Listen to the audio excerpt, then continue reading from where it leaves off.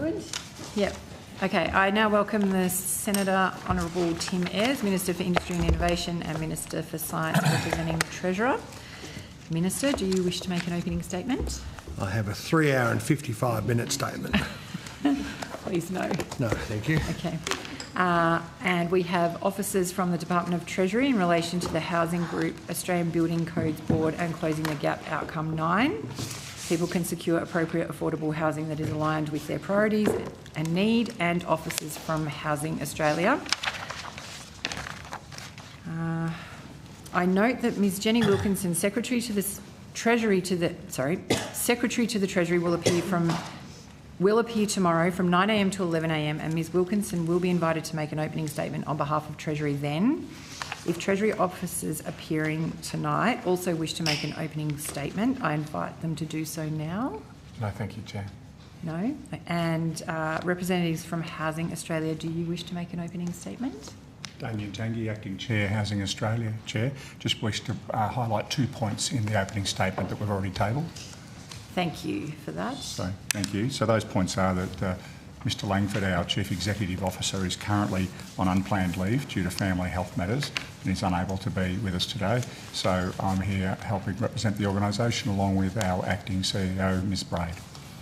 Thank you very much. Additionally, we're currently assessing in the order of 12,000 applications in relation to the round 3 assessment of HAF. These applications are progressing through due diligence and evaluation requirements, and as such it's necessary to protect the integrity of the process in relation to these commercial activities, so we won't be able to go into significant detail in relation to those particular applications today, Chair. Thank you, Mr Tagney. Okay, we'll now proceed to questions, and I'm sure everyone has many questions for this evening, so I'm going to rotate the call in 10-minute blocks. And we'll start with Senator Bragg. Are you off first? Thanks, Chair. Thank you. Good evening. So we've got Housing Australia and we've got the Treasury Department. That's right. Okay. And you appear together because... That's the way the committee calls us, Senator. Is that right? Yes. Okay.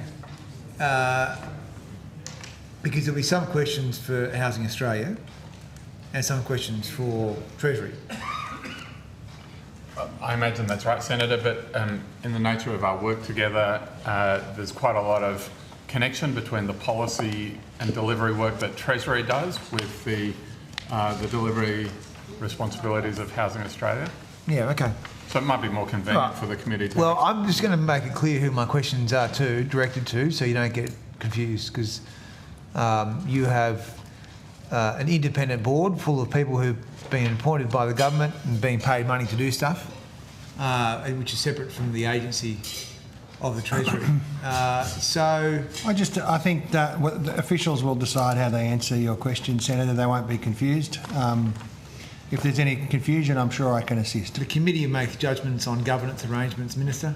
Well, organisations like this, I think of yesterday, where the independent boards like this appeared with officials, and when questions were appropriately answered by one, they're answered by one or another. Yeah. It's not very complicated. The committee will make judgments about the appropriate governance arrangements. Speaking of governance, it's a good segue, thank you for that, Minister. So who's running housing at Treasury now? Are you the head of housing? Senator, I'm the Director General of Housing. Okay. And so what sort of involvement did you have in the housing tax policy for the budget? Senator, I was part of discussions about that policy, but my colleagues in the revenue group led on the tax policy aspects of it.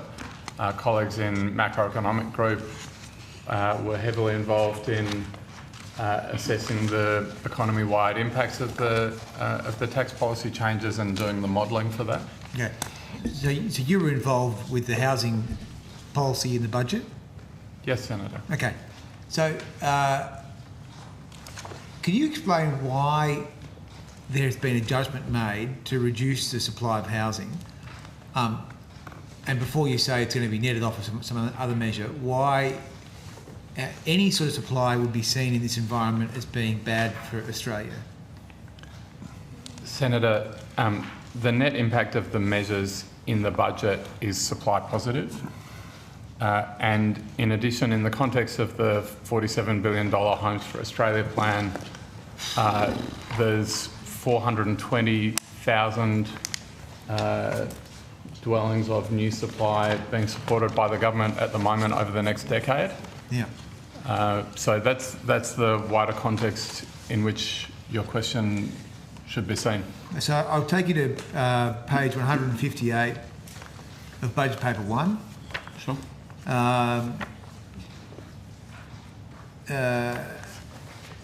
Which quotes the 35,000 fewer dwellings compared to no tax policy change. So that is still a reduction in supply on its own, isn't it? Well, Senator, the words in front of you are the words in front of you, but I think if you read a little bit further down that box, you'll see that the net impact is 30,000 I understand positive. I understand that, but I'm not asking you about both policies. I'm asking you because they are policies in of their own merit. I mean, I can argue that you can have an infrastructure fund which is separate from a tax policy. You can have one or you can have both. Senator, the budget is not just one measure. It is a series of measures. I'm aware. I did read about your helpful suggestion to make the capital gains tax problems worse today, but this government has a budget that has a. I'm not a communist like you. A communist. A communist. Was that the joke? I mean, honestly, that is possibly. I mean, in a long series of dumb things that you've said at Senate estimates, that is possibly the dumbest proposition that I've ever heard. And if it's some weird kind of way of the Liberal moderates trying to reconcile themselves with the sort of with the cookers over there in some kind of way to justify your current political realignment, go for your life. If you want to go and tell the sort of branch members in leafy suburbs somewhere that the Labor Party are communists, well, honestly, grow up. All right, grow up. Minister. Thank you for that political speech. I'm just going to jump in and say... You started it. Remind everybody that grow up. We have a standard of behaviour that is to be expected for all senators to treat each other with courtesy, dignity and respect across all sides. Let's not talk over the top of each other. We've all got important questions that you want to ask and information to provide. So let's see if we can just stick to the business at hand. Thanks, Chair. So I don't need to be told that there are multiple things that make up a budget. I understand that. So that's pretty obvious. There's a lot of pages here. So I'm asking about the measure to reduce supply. Why is it a good idea to reduce supply in a housing supply crisis? Senator, the budget doesn't reduce supply. The budget, so here, 35,000 fewer. The budget increases supply. The government's policy program, there's a document that describes it, the Homes for Australia plan, is to increase supply currently by 420,000 dwellings over the next 10 years. There are some tax changes in the budget. Treasury has modelled those tax changes quite conservatively. You'll be able to put questions to colleagues in the macroeconomic group about that modelling tomorrow. There are a variety of private sector economists who are making predictions, some of which are more, they consider the changes in the budget to be more pro-supply than Treasury has modelled. There are other economists out there who are perhaps less pro-supply compared to Treasury modelling, but undoubtedly you'll be able to talk about that with colleagues in macroeconomic group tomorrow. Okay, so what's the 35,000 figure then? What's it all about? The 35,000 figure that's referenced on page 158 is the modelled impact of tax changes on their own. Which means what?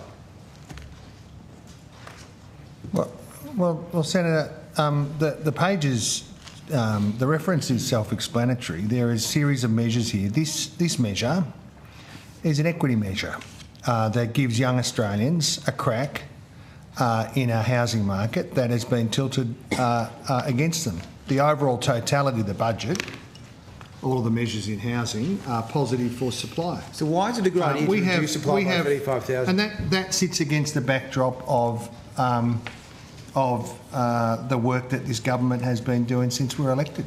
So why is it a good idea to and- reduce supply? That is 660,000 homes been built since 2022. Building approvals have improved 3 years in a row. Home starts up 26%. You're building Same fewer time as houses, last you know year. that. You can't spend... Home starts up 26%.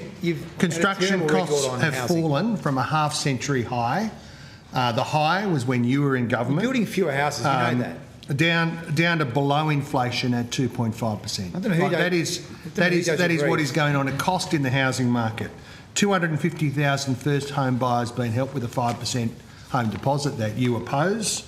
23,000 social and affordable homes under construction. It used to be for low-income earners. 7,000 completed. 1.4 million Australians received a 50% increase. Like, we are about doing things. It's going to be a long night. I mean, whatever you say. The problem is that all you do is carp and moan and whinge and deliver nothing.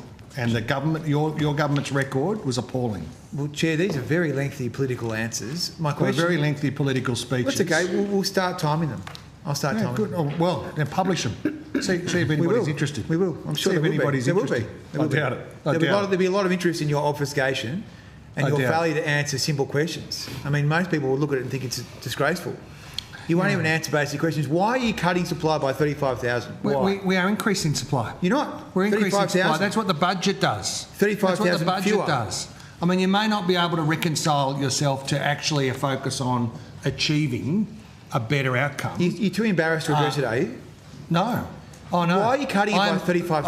I'm very proud of what the government has achieved so far, and the Minister is very focused on the work program that is in front of the government. We have a housing program that is 9 times bigger than the embarrassment. How are you going with the when you're in target, government. 1.2 million? Well, we are making very significant progress. a couple 100,000 short since there, are you? Since we're elected, A couple 100,000 short? 660,000 homes have been built. 200,000 short so far, yeah? Like, those are homes that real people live in. So We're making some changes in the tax system, and we have a series of additional measures that will mean additional supply. okay, I'm going to try the Treasury official again. So what is the policy justification to reducing supply for any reason?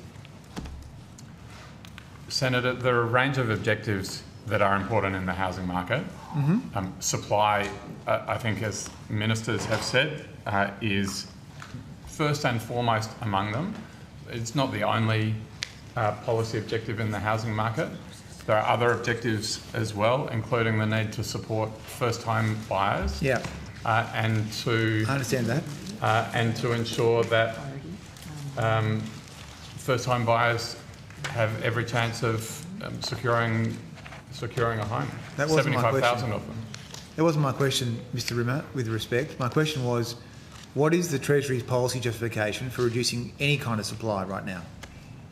Well, Senator, first of all, there are a number of policy objectives. Supply is only one of them. Secondly, the budget increases supply. The government's program increases supply, and that's the you can't pick apart different policy measures and say. Right. Senator, and we're focus asking on them. questions. We're asking questions. But with respect, Senator, the impact that matters is the overall impact of the budget and the overall impact of the program that's currently being delivered. So did you provide advice on the 35,000 fewer homes as a housing official? Senator, I don't think that you've asked Mr Rimmer, was he engaged in the process? He's answered that question. That's well and truly about as much as could be expected in terms of questions about how a budget process worked. I mean, I might as well ask you, did you model the impact in equity terms of your interesting plan to make the capital gains discount effect more perverse? Yep. Did you model that? I have. And what does that mean for young people? Well, It completely, people get into houses, it completely, supply. it completely shuts them out even harder. it actually like it's the creates more most houses. Do you anti-aspiration understand how kind of supply and demand proposition. works? If you have more houses, you have more houses makes the for problem people. worse. Minister, More if houses we are can, worse. perhaps if we You can can keep training questions supply. being You asked on suddenly this side of the start- table, Minister. He Senator wants to Bragg, answer me questions. I'm happy to answer them. You're at 12 minutes. I've given you a bit of extra time because of the Long banter answers. that has begun. Do you want to, is there one or two more you want to wind up and then I'll rotate the call? Okay, so I understand how politics works, right? I get how... There's not much evidence of that. I You get guys how- are getting smaller and smaller and moderate. Let's not speak over the top of each other, please. I get how these things work, right? Can't count.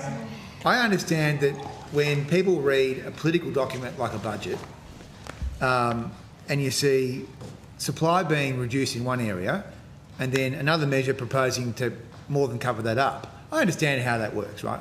We're not idiots.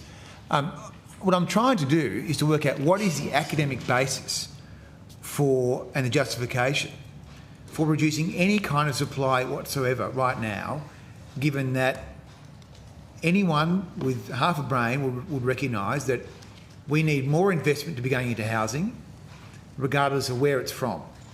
So I asked the Treasury again, what is the Treasury's justification to constrain supply with this particular measure? I get there are other measures that offset it, and that's great. But what is the advice that underpins this particular measure of 35,000 fewer homes? Senator, in your question lies the problem. Correct. Right? You say anyone who doesn't agree with you doesn't have half a brain. I didn't say that. Like it's dripping with arrogance. I didn't say that. You did say precisely that. You said precisely No, I that. didn't say that. Senator, what this budget is about is not, as you say, Well, we're the not question is measuring it. official. We're not measuring it like you. It's not an academic exercise. Your words again. It's about delivering for real people, like the real people who've moved into the 660,000 homes that have been built since we're elected. Real people, real young people benefiting from 5% home deposits, and real young people who will now have a decent crack at the housing market, where the scales have been tipped a little bit back in their favour by the measures that the budget's undertaken. I'm going to ask the question again, Chair, because I think by the time that the official gets to answer it, he may have forgotten what I actually asked. So the question is, I understand that there are measures to offset, in your own words, the reduction of 35,000 dwellings. What is the justification to reduce supply for any reason right now? Senator, there are a range of policy objectives that government took into consideration. The way in which they balanced those considerations is a matter for government and the cabinet process. Over the next decade, supply will be, ideally something north of 2 million, 2.4 million, something of that order. 35,000 is a very small number in that context, and it's more than offset by the measures in this budget. And considerably more than offset by the measures that the government has in delivery right now. Okay, thank you. I'll rotate the call. There's plenty of time to come back. Senator Pocock. Thanks, Chair. I want to go to your opening statement, if I may. At present, you say applications for round 3 represent around 12,000 dwellings, and they're now at the level of detailed assessment, with due diligence and evaluation requirements being considered. How many dwellings do you expect to be built in the HAF round 3?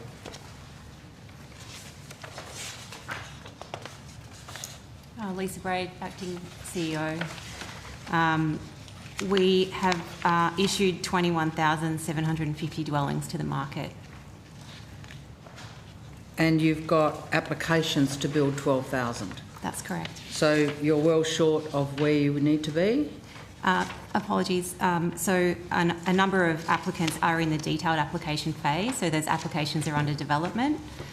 There are actually 56,711 dwellings considered in the EOI phase. It's a 2-phase process. So, sorry, step back. 50. So it's a 2-phase process, an EOI preceded by a detailed application phase. So through the EOI phase, an independent committee considers whether an applicant has met certain eligibility criteria, and if they have, they are invited to move to the detailed application phase. So in the EOI phase, there are 56,711 dwellings, and applicants who have been invited to move to the detailed application phase represent 12,188 dwellings. And so there are a further 40,000 or so, 38,000 that you are yet to consider, but 12,000 have gone on to phase 2 and they're now being considered for, you know, their probity and a whole bunch of other things. Okay? Is that right? To clarify, Senator, not all of those expressions of interest may be assessed. There are caps on each of the 4 streams.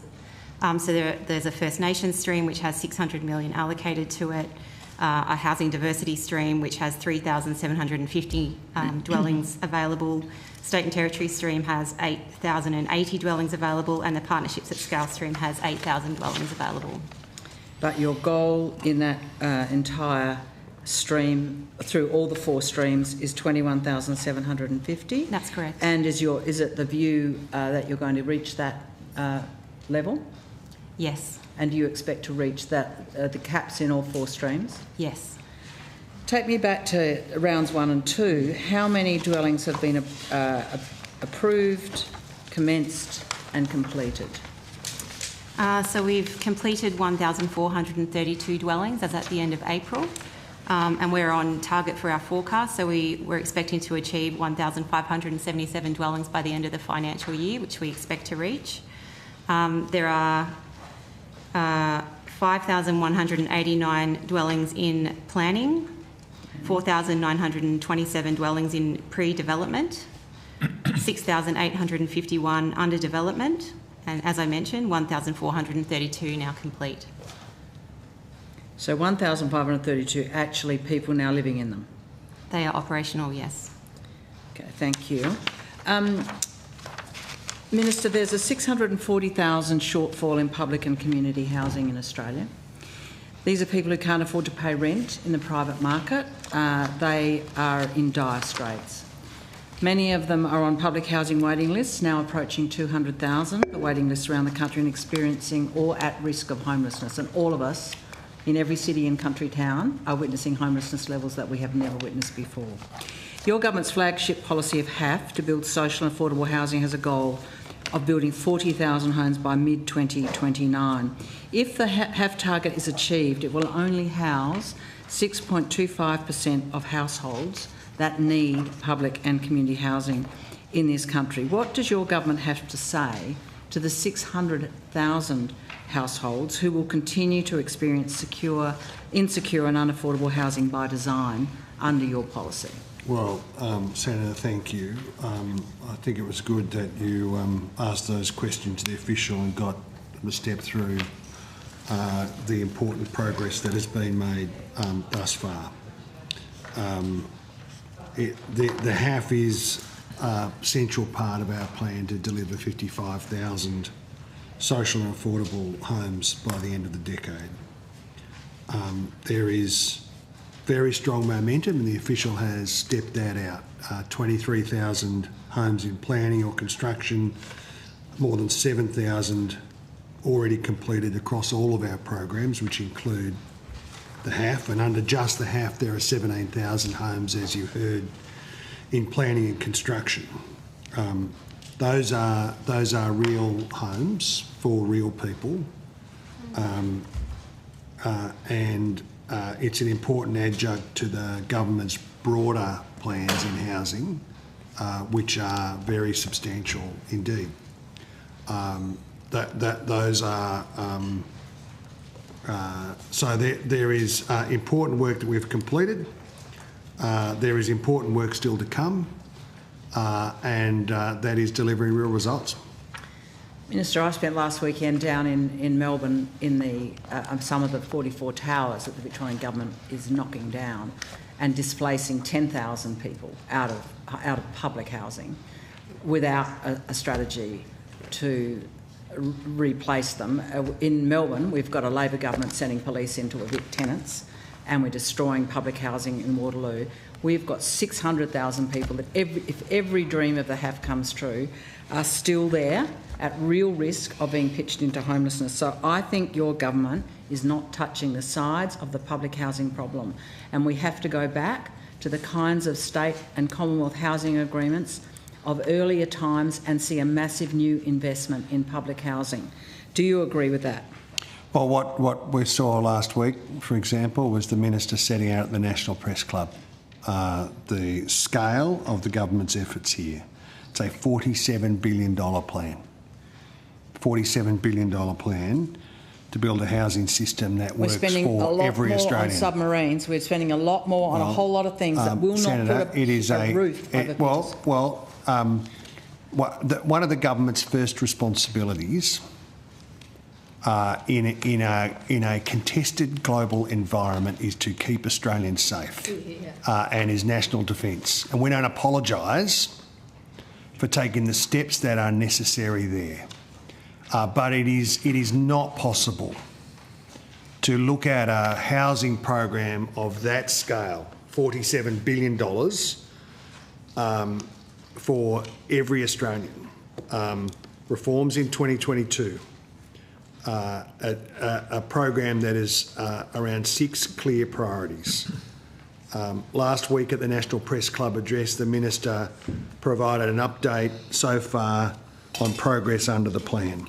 Minister, the National Housing and Homelessness Plan. I don't need a schooling in that statement. Set that all out. I just say, Senator, it is a very substantial plan. It is not. And you would have to be really hyper-partisan to look at a $47 billion plan and say it's not a significant plan. It is a very significant effort, larger than any government I've ever seen in housing. It is not going to touch the sides of the crisis that we are in. And I will absolutely agree that it is a long-term crisis. Anyone who is observing the crisis we're in knows it has roots in the last 30 years. It's not all on your government.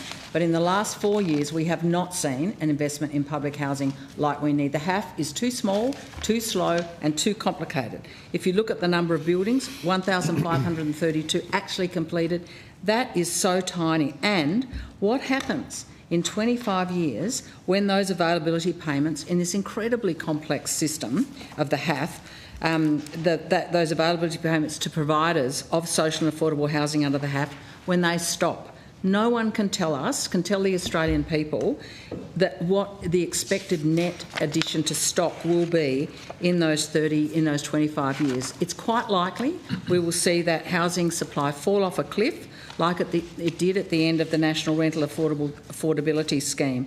What guarantees are there in place that even the number of houses that the HAF is able to build will still be there and available within the public housing system in 25 years when those payments finish? The National Housing Accord target 1.2 million new homes. Our objective in the social and affordable homes, remember the previous government over 9 years built less than 400 public housing. I'm not asking about the social and affordable homes. We have an objective 55,000 homes, $47 billion plan. I mean, it's only in the sort of silly politics of this parliament could a government have a $47 billion plan and the Liberals and Nationals and One Nation call it communist, and you describe it as not enough. Like, honestly, it is too silly for words. I don't want to go back into that playground exhibition. What we have to do, what we have to do as a government is advance some proper answers, real, and I don't want you to talk plans. over the top of me. Well, you're interrupting me. You are not. You're interrupting me. You are not. You don't get to interrupt me. Point of order. The minister is not answering my question. He is going through talking points and going back to documents I have not made any inquiries about, and I would like him to answer my questions. You asked me about the National Housing and Homelessness Plan. I'm answering your question. I didn't ask about that. It goes directly to that. I asked about what's going to happen in 25... Goes directly to that. Let's not talk over the top of each other. I think the Minister was providing a broader context. Minister, I'll ask you to stick to the questions that are being asked more tightly if you can, and that might help us all move through things a little quicker. And if I can ask everyone not to talk over the top of each other. Thank you. I will try not to do that, but it is extremely frustrating when the Minister takes a very long time to give me meandering answers when my time is short on an issue that I care passionately about and people out there care about as well. So I have had no answer in relation to the cliff in 25 years' time when we do not know how many of the houses that the HAF is building will still be in operation to assist people who need public housing. That's my question.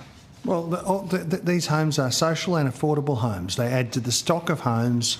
Our efforts here are in this area 55,000 additional homes. Governments in 25 years are going to need to make more investments, more decisions. This is not a task that stops. This is the plan that is in front of this government. It is a real, practical, substantial plan, unmatched by any government that I've ever seen, producing real homes for real people. And it's only in this joint that you could have one set of extremes. Point of order. We're going back to a childish name-calling project, which is not what we're here for. I'm asking very valid questions for factual answers, and I get this smearing rubbish. It's absolutely outrageous. We are the only practical ones here, doing real things for real people. I think the Minister, before moving to the contrast with the opposition, he did answer your question. You might not have liked the answer, but he was seeking to answer the question about what the approach around housing was. You're a bit over time. I've given you extra time because of the additional...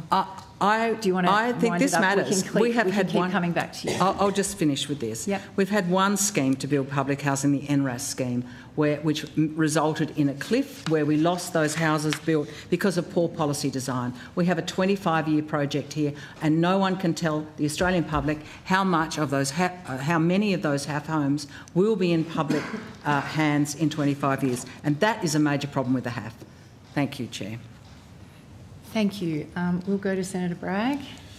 Let's just try and get some basic numbers here. So we hear a lot about all the bragging about $43 billion, spending all this money on housing, but what are the results? How many houses will be supplied in the Australian housing system this year?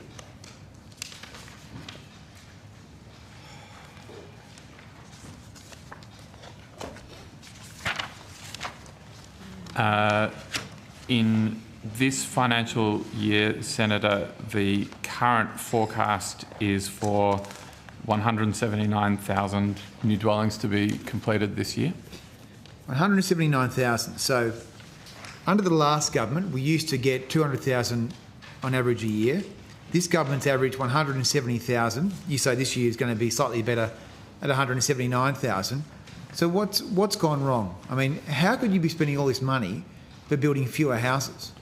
Where's the money going? Senator, there is an upward trend in forecast new housing supply. In 2023-24, the actual result was a little over 170,000. The forecast for 27-28 is for 213,000, and for 2029-30 is for 219,000.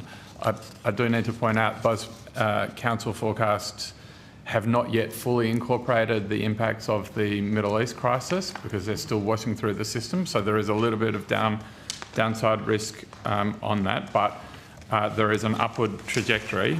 Yep. And that upward trajectory is what we're seeing in the stats. We have approval numbers that are up significantly. We have approval numbers up 10% year on year. I just want the numbers, yeah. So we have commencement numbers. I mean, you asked about supply. Yep. Commencement numbers are up 26% year on year on the last numbers. That's a significant growth in a short period of time. But, I mean, as you know, our job here at Senate Estimates is to try and make sure that the public funds are being well spent, that there's no maladministration. And of course, I think a typical person will look at it and say, well, if you used to get 200,000, now you're only getting 170,000 or 179,000 this year. Isn't that heading in the wrong direction? You say it's heading in the right direction. That's good. Let's hope it gets back above 200,000 again. But I've got to say I'm concerned to see the RBA's dwelling investment forecast, which suggests that dwelling investment goes negative in 2028. Granted, you will say the budget numbers are different, but what do you say to the RBA's figures? I mean, usually they're pretty good forecasters. Well, Senator, they're wrong, are they? Senator, you're right in your quoting of the RBA. I can't remember when the RBA are on in the program, but you'll be able to ask them about their forecast. It's not unusual for Treasury's forecast and RBA forecasts to be slightly different, and the differences at the moment are not purely about housing, if I can put it that way. My colleagues from the macroeconomic group are in front of you tomorrow, and they're the people that run those forecasts and talk to the RBA more than anyone, so they'll be able to address some of your questions on that topic. In terms of the 5 years of the Housing Accord, we're on track to be about 250,000 short, is that right? Something like that, Senator. Perhaps slightly less than that. Okay. Now, what about this 5% deposit scheme? How many non-citizens have been issued with 5% deposits? Senator, I can tell you that only one permanent resident has been subject, has had a, let me rephrase that. There's only been one guarantee in respect of a permanent resident that has been called in the years of operation of the scheme. And it's quite normal for permanent residents to count within government programs of this nature. For example, the state and territory first-time owner grant schemes, and a range of other government programs, including obviously Medicare and others like that. I understand that, thanks. So my question is, how many permanent residents use the scheme? I didn't ask how many have folded.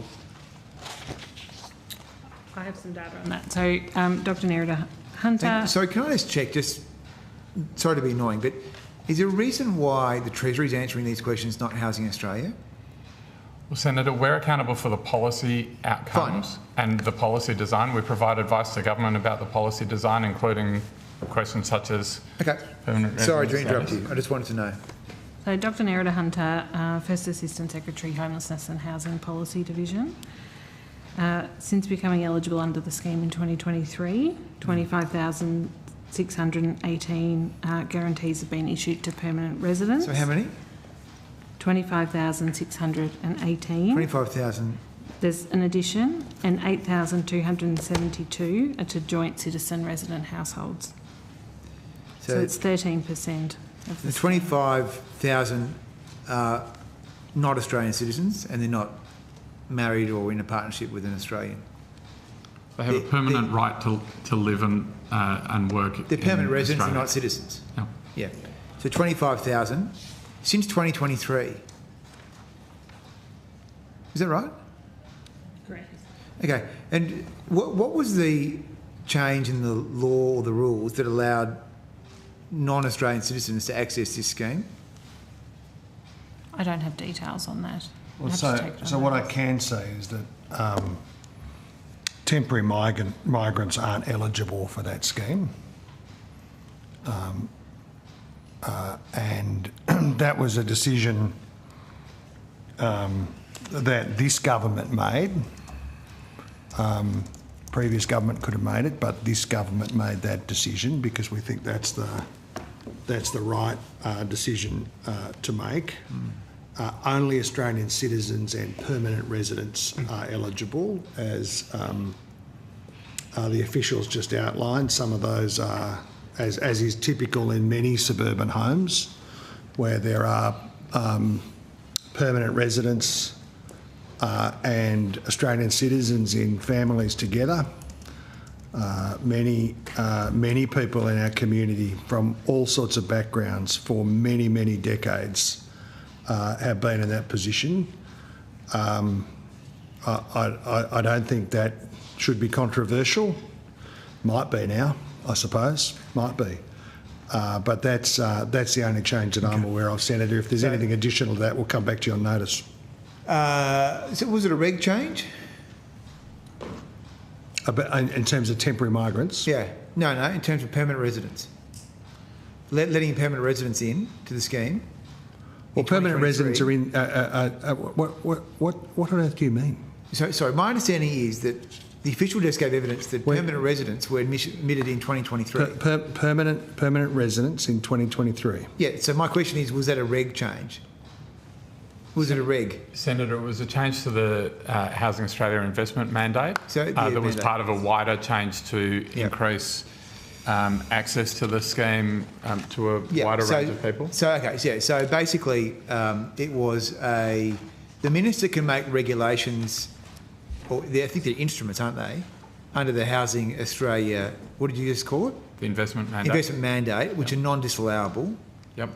And so Minister O'Neill would have made this, I imagine, or was it Collins? Do you know who it was?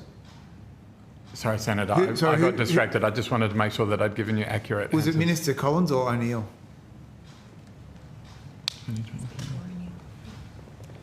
Yeah. So I don't have details of the change, so I'd need to take it on We notice. can just Google and work out who the minister was in 2023, I suppose. But whoever the minister was in 2023, they would have made the instrument, right?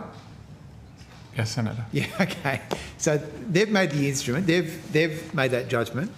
I mean, I imagine that would have been a cabinet decision, Minister. That's telling you you're doing bad stuff back there. So was that a cabinet decision? I don't know, Senator. I'll, if we can assist you with that later on, we will. Okay. I think Housing Australia said in,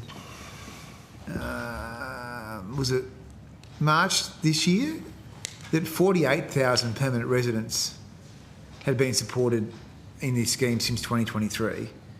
Does that match up with the figures you just gave me, or has it changed? Senator, it looks as though we do have different figures in our packs. The Housing Australia figure is 51,377 permanent residents have been supported by the scheme. 51,000, okay. So I guess a lot of people would look at this and say, why have you expanded a scheme for Australians to become first homeowners to people who aren't Australian citizens? That's a question for you, Minister. Well, Senator, Australians who are permanent residents have settled permanently here in Australia. Many of them are in our suburbs, in families where they are grandparents, taxpayers, in our defence forces. You know, they are part of the Australian community, and we have taken steps in terms of temporary migrants because we do think that's appropriate. There are other measures that the government's taken in terms of people who are not citizens and are outside the country in terms of their capacity to be able to purchase properties. But I know that there is I've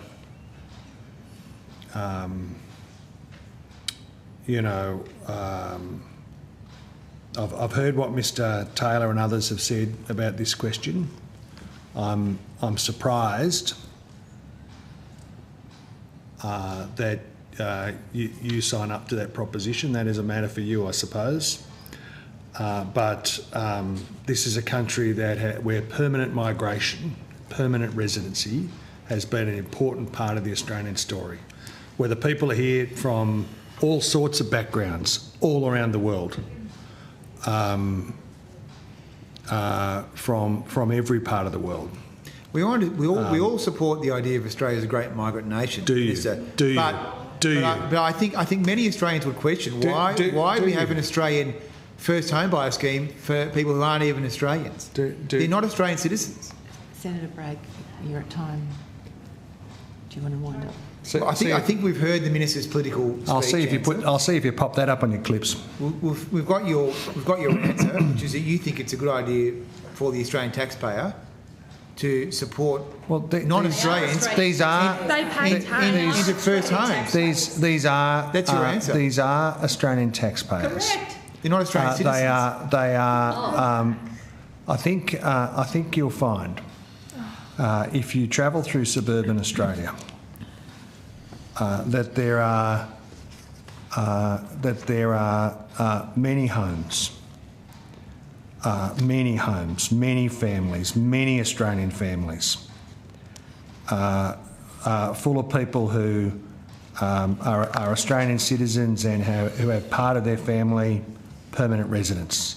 If that's the message you want to send to those communities, well, that's not bringing Australians together, that's driving them apart. And if the message to people is, you know, like... It's an Australian honestly, first home buyer scheme. It's not for people who are not Australians. you tell yourself that story. Well, that's the truth. I will rotate. Do you want to rotate? the Okay. call, yeah. Senator Whitten. Thanks, Chair.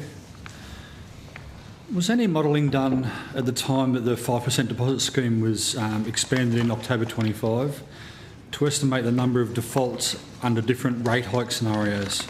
Because we've had 3 already and they're predicting a 4th one. So has there been any modelling done to take those into account? Senator, I might start, and my colleague might be able to provide some additional information. I mean, the important thing to understand about the 5% deposit scheme is that banks are required to follow all of their normal lending processes, their responsible lending obligation requirements, the 3% buffer that APRA requires in terms of measurement of mortgage serviceability. So people who apply for a 95% mortgage still have to jump over the very onerous and rigorous hurdle that is required of banks before offering a mortgage. It's also the case that people who have the 5% deposit scheme guarantee in their back pocket are currently better borrowers than the market as a whole. 0.3% of scheme participants are in arrears for 90 days compared to 0.7% of all housing loans and compared to 2.2% of high loan to valuation ratio loans. So this is all of the evidence in front of us. There's lots of things said about this particular aspect, but all of the evidence in front of us is that there are serious obligations that people have to meet to get a loan, and that the people who are getting a loan under these arrangements are in fact very good borrowers and that have a buffer built into their borrowing to take account of the fact that interest rates from time to time go up and down. Overall, we think the performance of the scheme is going pretty well, but there has been stress testing. There has been stress testing of the scheme, so we do look at it at each budget round. Sorry, I'm really quite deaf, if you wouldn't mind just talking loud. Speak up. So there is stress testing, and we do look at the expected claims payments at each budget round. When the scheme was expanded, we did flow through into the budget an increase of $2.8 million in expected claims payments. But as Mr Rimmer has outlined, overall the scheme performs very well, and we're confident with the buffers in place for both the individuals and for the scheme itself. So you did modelling on... A practical example that might assist. So the cash rate in 2020 was nearly zero, and it went up in 2023 to 4.35%, and mortgage rates moved with it. There were tens of thousands of people that signed up to that 5% deposit under the old scheme that was, more constrained. over that period. So very significant interest rate increases over that period. There was not a single default, like not one default over that period. There was no claim paid out under the scheme. The level of payouts over the life of the scheme is vanishingly small. Like it's a 100%, I think was the figure that I had in front of me. I want to make sure I get that right. Give it to me again. 13. 13. 13. Yeah, 13 total payouts. I was going to say 13% a bit bigger than sorry. 13% a big number, but 13 over the life of the scheme. So while it's total, we've traversed this issue a bit, and there'll be heightened interest around these questions because it's a challenging environment with the shock of the global energy shock. Very confident that not only is the scheme robust, but actually the record of the people who have engaged in this scheme is actually better than mortgages in the broad. And there'll be a series of reasons for that. People take other kinds of risks, but it's a very robust scheme. It's good to know. I mean, the taxpayers will be happy that because they are the ones on the hook for it. So was there modelling done for 4 rate rises? I think that's quite a specific scenario. So we have looked at a range of scenarios, one of which was interest rate rises. Another scenario looked at, quite an extreme case like a global financial crisis, sort of the parameters associated with that.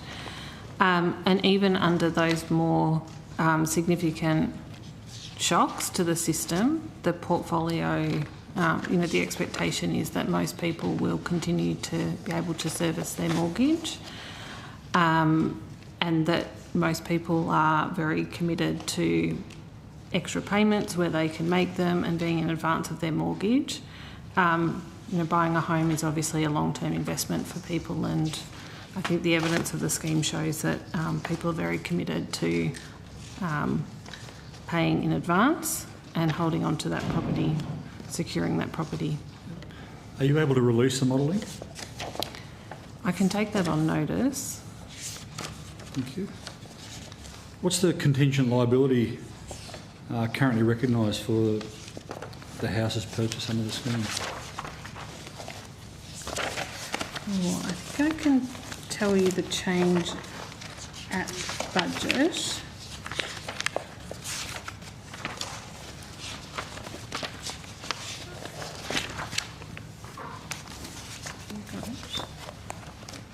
So the expected claims as of the 26-27 budget in 26-27 are 4 million, 27-28 at 7.4 million, 28-29 is 12.9 million, and 29-30 is 21.3 million. I actually might just check if that's not cumulative. They seem to be going up fairly consistently. So the total over the forward estimates is 45.7 million. Okay. So in the case of a default, where there's a claim against Housing Australia, do you then pursue the buyer for that money? Senator, I'd like to invite my colleague, Ms Jarman, to the table to take that question.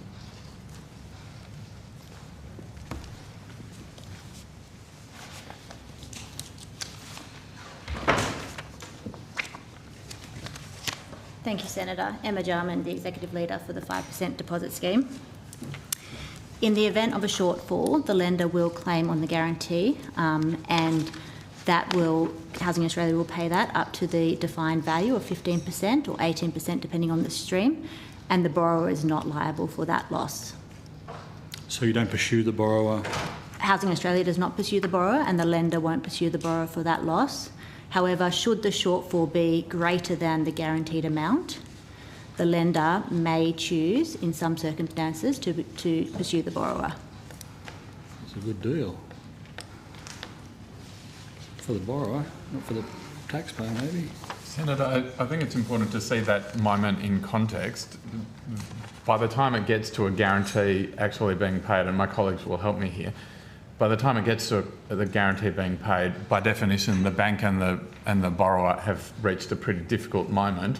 It's not a pleasant experience for anyone involved in that situation, least of all the borrower who's basically losing their house, right?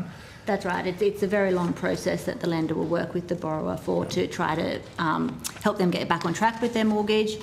Should that not be able to occur, then there is a legal process that then, carries forward. That process can typically be 12 months plus. It's just unusual in the real world. If you don't pay it, someone will pursue you and try and get every cent they can out of you. So, yeah. Just ask another question there, just one clarifying question. Sure. If there's 250,000 people who use this, there were two numbers. There was a 13. Is it 13 occasions on which this instance has occurred? Okay, out of 250,000 people. A total value of $600,000 over the current life of the program. Okay, so the scale of that is important. I wanted to get that 13,000, that 13 in proportion. So on 13 occasions, the issue you've described has happened out of 250,000 Yeah, my uses. concern is the contingent liability keeps increasing. That 13 is going to be substantially more than 13 by the sounds of it. Well, it was over as I indicated, that's over the whole life of the period thus far. In that experience where people moved from a cash rate that was basically zero up to 4.35, like no additional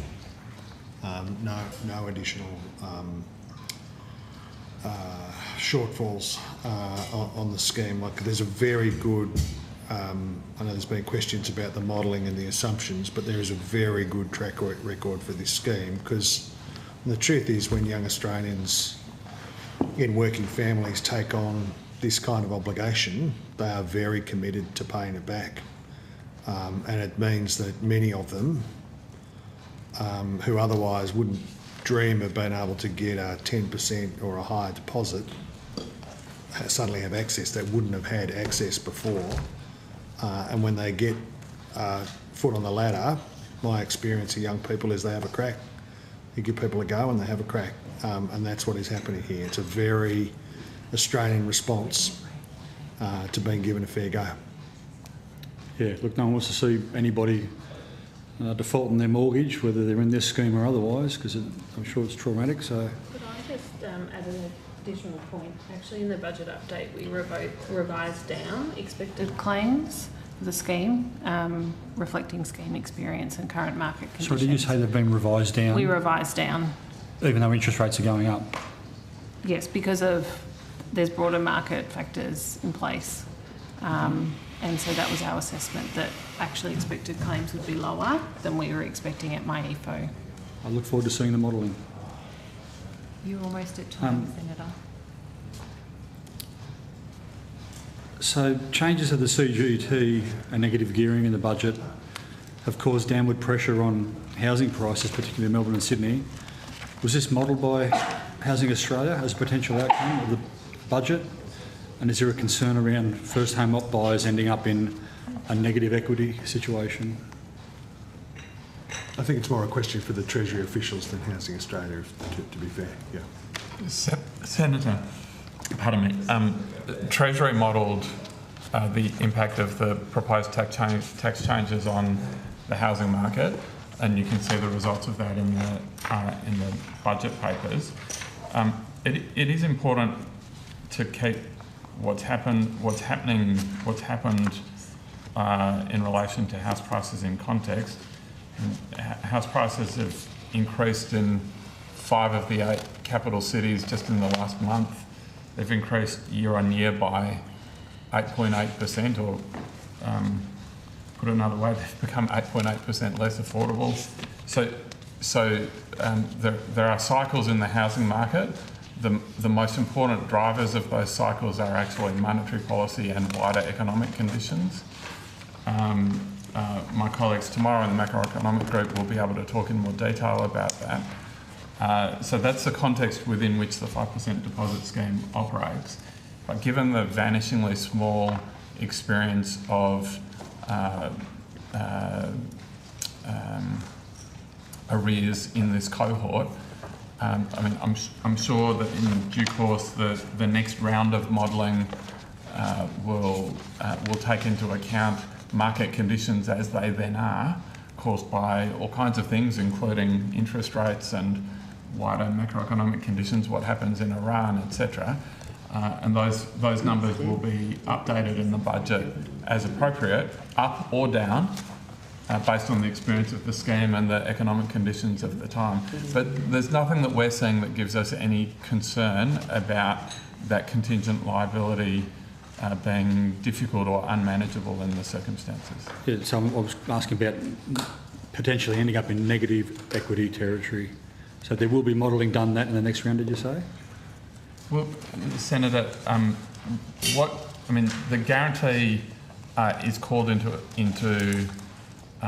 is brought into effect if someone is defaulting on their mortgage, which is a different question from the valuation. People on the 5% deposit scheme pay down their mortgage quite quickly. 70% of people are ahead on the mortgage. After 3 years, like a normal mortgage, after 3 years will already be down at 90%. So if there is a valuation challenge in a given 6-month period, it's probably worked through pretty quickly. So for all of those reasons, that's not really the same question as do we think that there's going to be more defaults under the scheme. We think the number of defaults under the scheme will grow or decline depending on the number of people who are using the scheme. Sorry, I didn't ask about defaults. I was talking about people ending up in negative equity positions and whether there's going to be modelling done on that. Not saying that they're going to default, but...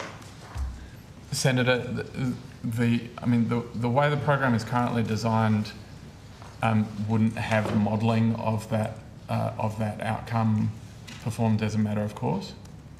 No. All right, I'm going to rotate the call. Senator Bragg. We'll stick with 5% deposits for the time being, thanks, Chair. So, in terms of the modelling, so the policy was announced, the policy change to uncap the number of places and to get rid of the means testing was announced during the election campaign. So, Senator, are you talking about the 5% deposit scheme? Yes, I am. Oh. Is that okay? Sure. Yep. So that was announced during the election campaign. We discovered from a prior estimates that then there was some... in July or August, after the election, there was a request from the Housing Minister's Office to Treasury to conduct some modelling. Okay, and we've been arguing with you in the Treasury and in the Ministry, in the Senate, it estimates with FOIs since that time to get access to the information, the modelling that you've covered up for this last almost year now. Now, one of the features of this modelling was that it looked at the supply impact, and this has all been completely redacted, with a Section 22 FOI exemption. So, I mean, I'm wondering again how you can justify redacting most of the modelling when the Senate and through freedom of information processes have sought access to this information, because we're about to ask you again what's happened since October, because the scheme has created a lot of market issues. So are you going to provide the information that we have sought through the Senate and through FOI to get access to this modelling? Well, Senator, Treasury has released the documents. I understand. That's what it looks like. It's completely redacted. Understand you're confused. Do you want me to table this? You can do whatever you like, Senator. I'll table this document. You can do whatever you like. If that's okay, Chair. It's a heavily redacted copy. Treasury has released documents related to that. Have you seen this? It's completely redacted. I have. Yeah. So I can't make sense of that because you've blocked out all the supply stuff and most of the demand stuff. And there's only two sides of a market, supply and demand. So if I may finish You may. my response, we have provided, thank you, all of that documents. Not all of the documents were released because some of that material relates to cabinet documents, for example. We are not the only government in Australian history that doesn't release cabinet documents. It's the case for every Australian government. Treasury have been very clear about the outcome of that modelling. That is, the impact on house prices will be very, very minor.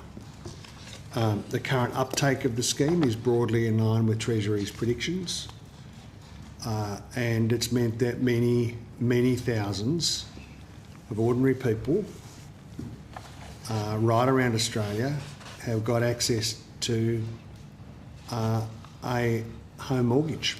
Okay, So that's what's happened. have you updated the modelling? Senator, is the question, have we updated the modelling about the relationship between the 5% deposit scheme and house prices? So I'm trying to help, but I'm not sure I'm keeping up. As you know, He doesn't know. The government in some form has provided the Parliament and the people very heavily redacted pieces of modelling that was produced by the Treasury Department in August last year. My question is, given the significant changes in the housing markets since then, if you look at the Catality data, they argue that the 5% deposit scheme has been responsible for a large uptick in entry-level housing prices. Have you updated the modelling, or are you still relying on the modelling from August? Senator, I'd want to take that on notice to make sure I give you a factually correct answer. Has the Minister asked you for new modelling? Not to my knowledge, Senator. The Minister hasn't asked for new modelling. Not to my knowledge. Senator, the evidence. Wow. The evidence is Quite negligent, house isn't it? prices declined 5.3% nationally from 2022 to 2023. Not a single default or claim paid out under the scheme. Not one. I'm talking about house prices across the Not country. one. Do you know that? Now, I mean, this is a very successful scheme. Like, That wasn't- plenty of that- plenty of Australians Sorry, get a Chair, crack. maybe I'm too dumb to be in this meeting, but I don't understand what that's got to do with my question. Okay, maybe I'm just too dumb. Good. Okay, thanks for that. So, 5% model, you don't know whether... so your answer was you haven't been asked to commission new modelling. That's fine. So we've got the modelling from last August, which you're not going... for whatever reason, you are not going to provide us with the information that it actually helps us to understand the model, which is very transparent So, of you. Senator, can I just say the reasons why we haven't provided that information to you are the reasons set out on the face of the FOI Act. You're implying kind of wrongdoing on behalf of officials. The officials have diligently applied the FOI Act. Oh, I'm not... You've requested a review of this FOI decision, which will work its It's gone way to the through Information the Commissioner. Office It of will the return in Information 100 Commissioner. years from now. But Senator, that's the process that Parliament has legislated. Section 22, which you called out before, says that the material is irrelevant to your request. It's just funny. I mean, well, it's not funny, Senator, when you suggest that officials have done something that's wrong or misleading to the Senate. Well, let me respond to your statement then, because there's a supply side of a market and there's a demand side of the market. If I say that the supply side is irrelevant, like it insults my intelligence. Of course, the supply side is relevant to the question at hand, which was we wanted to see the modelling and the parameters. So the officials have made these judgments. I'm in no way casting aspersions on the officials. My comment is the government has made a judgment not to give us the modelling through the Senate and other forums. That's a matter for the government. The government campaigned that it would be a champion of transparency and integrity, and I would say it's not meeting the mark on these issues, but I don't want to waste any more time on political talk. So I will now ask you about the income cohorts. I believe we wrote to you indicating that we wanted an update on the income cohorts and some of the demographic data in relation to the 5% deposits. Can you give us any information about the take-up of the scheme post 1 October 2025? Senator, I think we received this letter at 5:26 p.m. and we were here at 7 p.m. Perfect, heaps of time. We have made some inquiries. At the break, we might have the opportunity to confer with officials and between officials and work out whether we can provide information at that point. It won't be all of the information you've asked for, Senator. We can't. It requires extracting data from the database and quality controlling it and making sure we're not providing incorrect data to the Senate. Okay, so you need more time. That's fine. But we'll have a go. Do you know how many 5% deposits have been issued overall since the scheme started under the last government, and how many have been issued under this government? Yes, Senator. Is that data you collect, or is that too political? So Nothing's too political. I'll take that while Emma's finding her note. Ms. Darwin's finding her notes. Can I also take this opportunity just to clarify that the data that I provided previously on permanent residents related to guarantees, and Ms. Braid related to people or recipients of guarantees, and so that explains the difference. Sorry, can you please say that again? Oh, sorry. I provided data on in relation to guarantees issued. And so one guarantee can be issued to two people, or two people can be the beneficiary of one guarantee. Yeah. And Ms. Braid had the figures available to her on the number of individuals who had been a beneficiary of a guarantee. Okay. In relation to the figures that you have requested,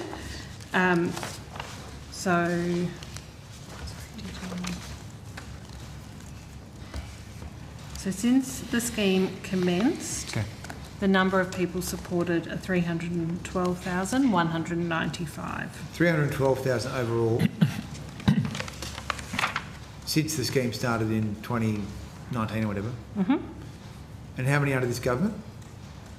Since May 22, the number of people supported under the scheme is 251,310. So it's a total of over 500,000. No. Is that right? Do we add those up or not? No, Senator. No. The 312 includes the 251. Okay. Okay. So sorry. So I'm not sure. So what were you saying before, Minister, about your government's record here? So just to square those numbers up. So that is. I'm just quickly trying to do the maths and failing. 251,000 since the government was elected. You take that away from the 312,000 since the first iteration of the scheme began.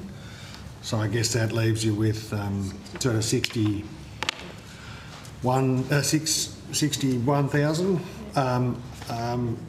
in my rough maths. Too late on a Wednesday night under the previous government from 2019 through to 2022. And then I guess the additional figure that would be, is what the expansion of the scheme has done, but largely 250,000 Australians accessing the scheme. But not all since Australians, the are government was they? elected. There's 50,000 who are not Australians, though. Well, Senator, these are people who largely will be Australians. They are people who pay taxes, people who are part of our families. But it's still a substantial portion, isn't it? And they are, you want to keep pushing those people away. And their families away. I suppose that's a matter for you. There for now. We'll come back. We need to break because we started an hour earlier. We'll bring the breaks forward by an hour. So we will suspend now and resume at 8:32. Thank you. Okay.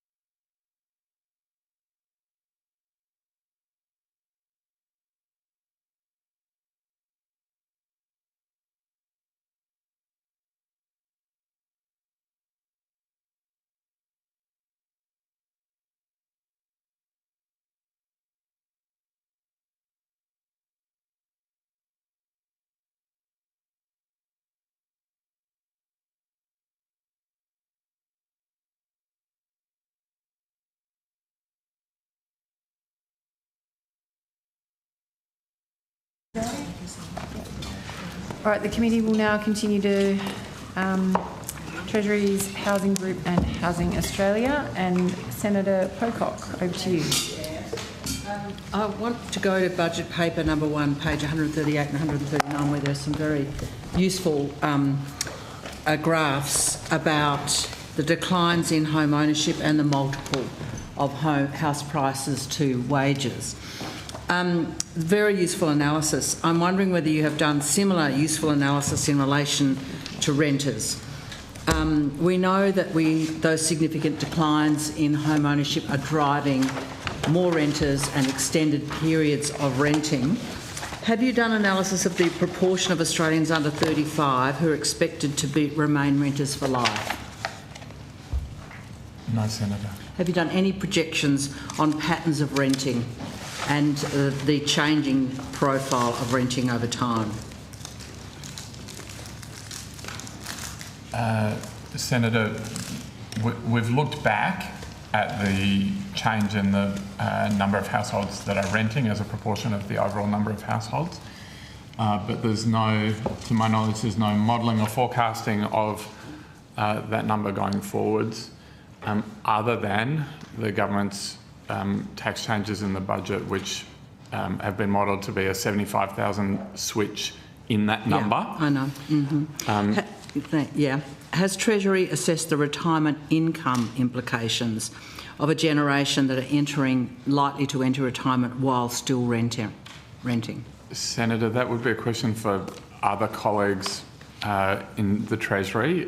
We can alert them to your question this evening and see whether they can. That will be people in Revenue Group. Revenue Group. Okay, who are on thank tomorrow you. evening. Yep. Has Treasury analysed the extent to which inheritance and parental wealth, the bank of mum and dad, are replacing earned income as determinants of home ownership?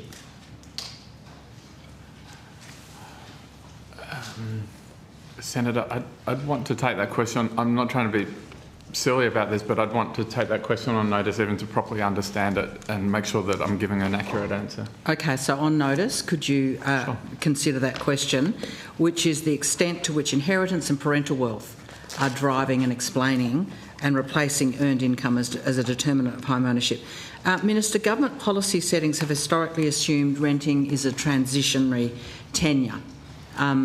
In earlier generations, you'd be there for a short period of time as you saved and moved into home ownership. Does the government now recognise long-term renting as a permanent feature of Australia's housing system? I don't want to be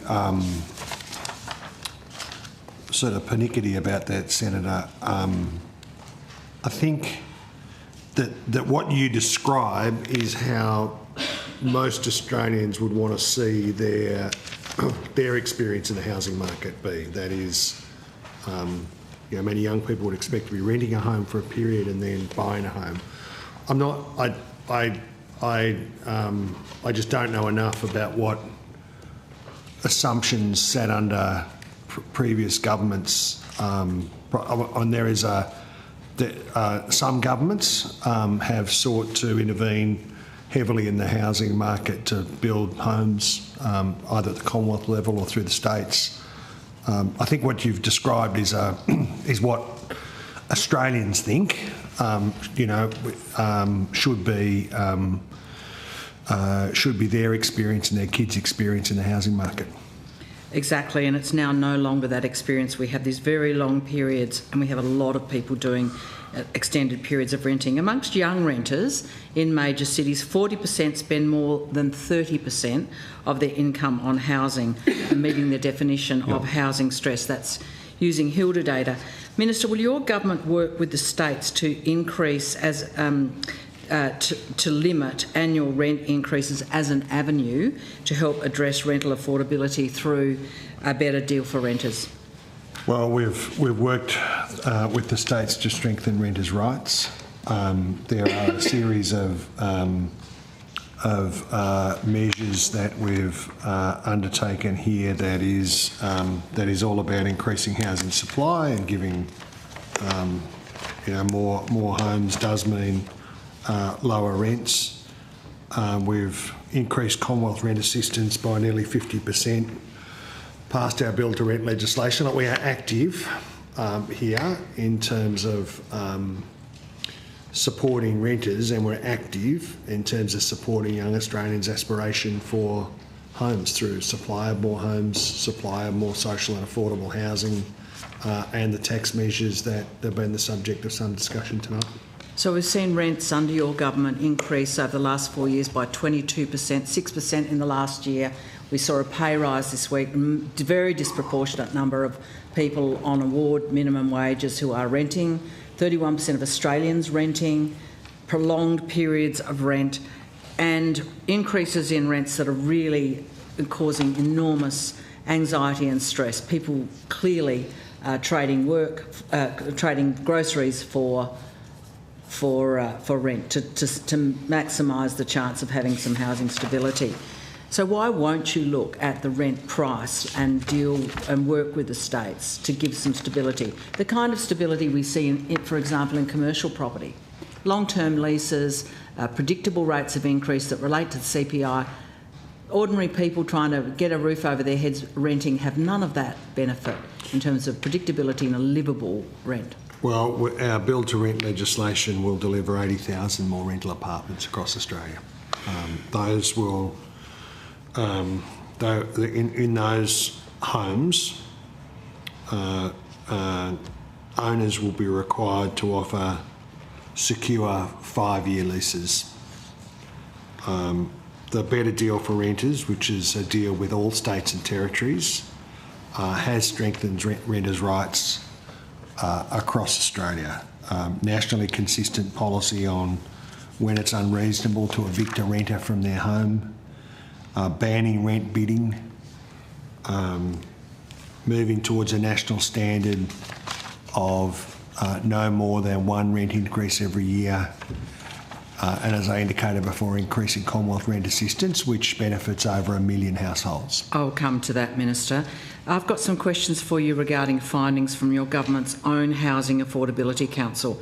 The National Housing Supply and Affordability Council State of the Housing System 2026 report found that in 2025, and I quote them, housing affordability deteriorated to the worst level on record for renters and prospective homeowners. What's your response to that finding of your own council, this extreme crisis in the Australian housing system for renters and home buyers? Well, that's why the government's measures that we've introduced thus far and announced in the budget are so important.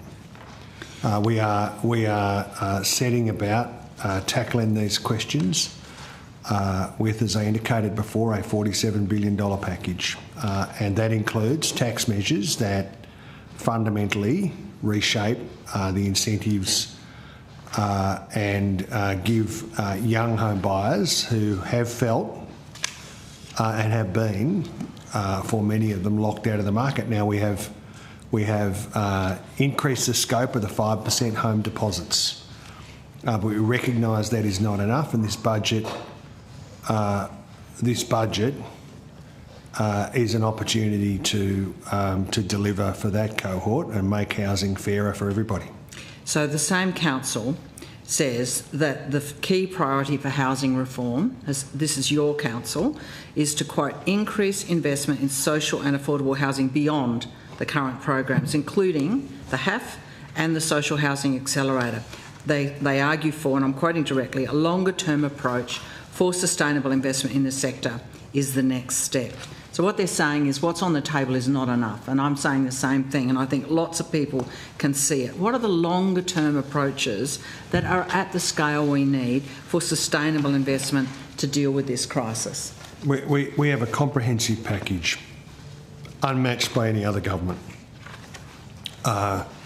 It moves from the measures that have been outlined in the budget in terms of tax, infrastructure, affordable housing, housing supply,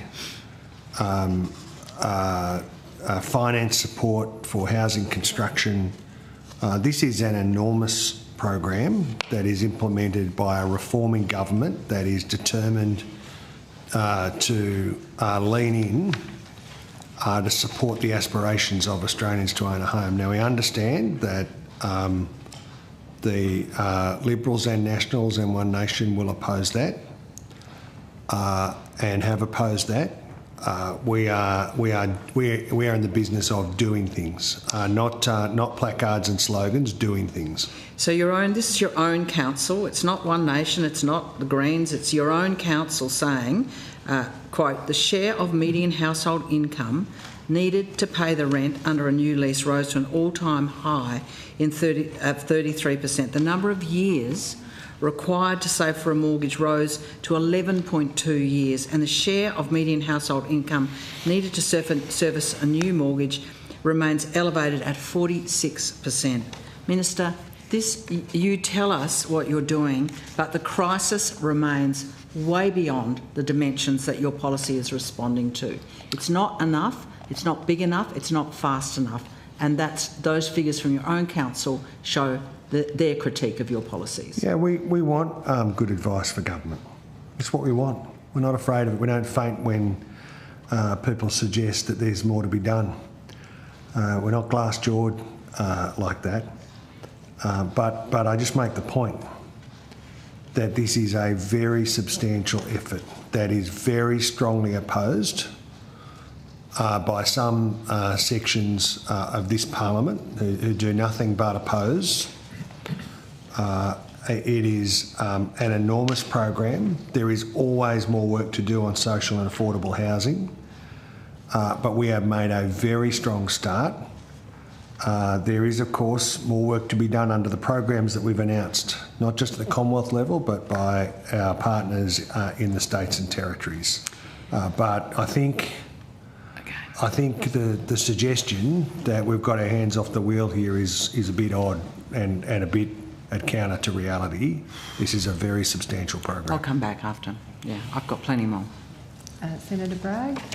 So, thank you. So, what modelling has Treasury done on the nexus between the population growing by about 2 million people since the government was elected and only building 600,000 houses?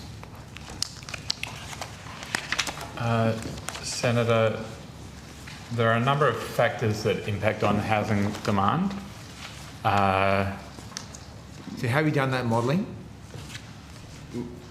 There has been modelling of that nature done at different points in Treasury. Can you provide it? Sorry? Can you provide that on notice? We can take that on notice. There's an FOI request involved in one of those. There's definitely some cabinet involvement in those materials, so I don't want to overpromise, Senator, about what you'll receive from that. But there's the other kind of line of inquiry is the council 2025 report is in the public domain, and that has some work of that nature. I've seen their stuff. So I guess, Minister, what do you say to the Australian people that the population has grown by 2 million since you've been in office, and you've only built 600,000 houses? So what do you say? What I would say is that when Mr Morrison left office, immigration was sharply increasing and home building was sharply declining. No, they've built more houses. So home building, home approvals, home construction was precipitously declining. No. And immigration was sharply increasing. Now under this government, yep. Immigration is steadily declining, and home building is turning around. Turning around, is it?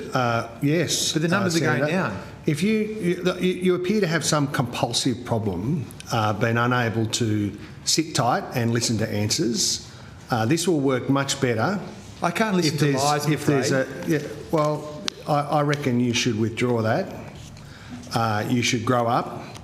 And you should try and bring something positive to this approach. All you've done thus far tonight is name call and denigrate officials and shout at people when you don't agree with them.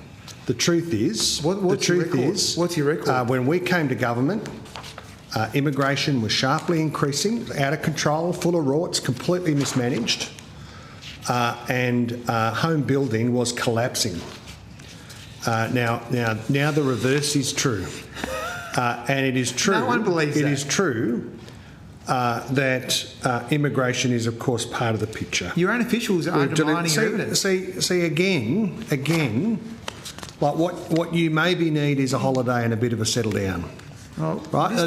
This kind of compulsive behaviour is why you can't bring a rational approach, you can't have your own a facts. calm, practical approach You can't have your own to the set of facts. issues that are in front of us. The ABS publishes numbers on completion. Let's focus on trying to answer the questions in a calm way without talking over the top of each other. It used to be that the New South Wales Liberal moderate stood for something. Have you built more? Have you built more? You've just drifted off. Have you built? Okay, let's see whether you know anything about the completions. Has this government ever built as many houses as the past government did in a year? Your government, over its full term, the answer is no. Built 373 homes itself. What are you talking about? Like almost nothing. Almost nothing. About? Now, coincidentally, about the private housing system. You taking credit for what's gone out there in the private housing market, which you didn't lift a finger to assist with. Ridiculous. Didn't lift a finger to assist with. You've increased taxes to cut housing supply. How's that going? Now, what we're about is our most substantial effort, and as you went through with officials, that is not what the budget does. That is not what the budget does.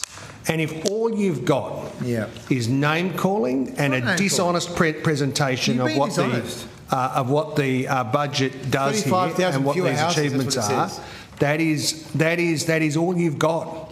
And no wonder you're going backwards. No wonder you're going backwards. Minister, Senator Bragg, I think some of this material there's clearly a disagreement.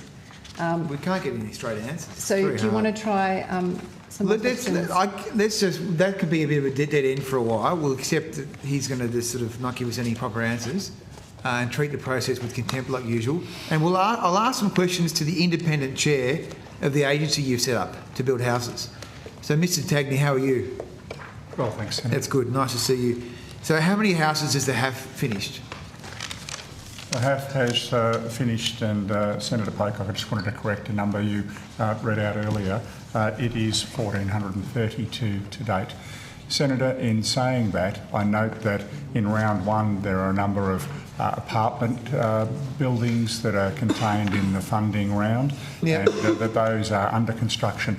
So the capacity of their delivery builds, they're not counted until they're completed, and there's a series of properties clearly under construction as we proceed through that aren't counted in that 1,432. So you finished 1,400? 32. From the HAF? Yes. And 32? Rounds 1 and 2. And this has been going since November 2023, so it's been going for 2.5 years. So 2.5 years, $10 billion, and you've built a bit over 1,000 houses. We've built capacity and we have housing under delivery, and those numbers were articulated a little earlier in this. Okay, and so you're supposed to, I mean, that's, okay. So do you have any confidence it's going to pick up? Yes. Okay, so do you think you'll get to the 50? Well, they're not going around knocking down homes. Well, they're building. We've had your contribution. So there's always more. As every week goes on, there's more. You're wasting time tonight. Don't wander around knocking them down. We'll see you to spillover.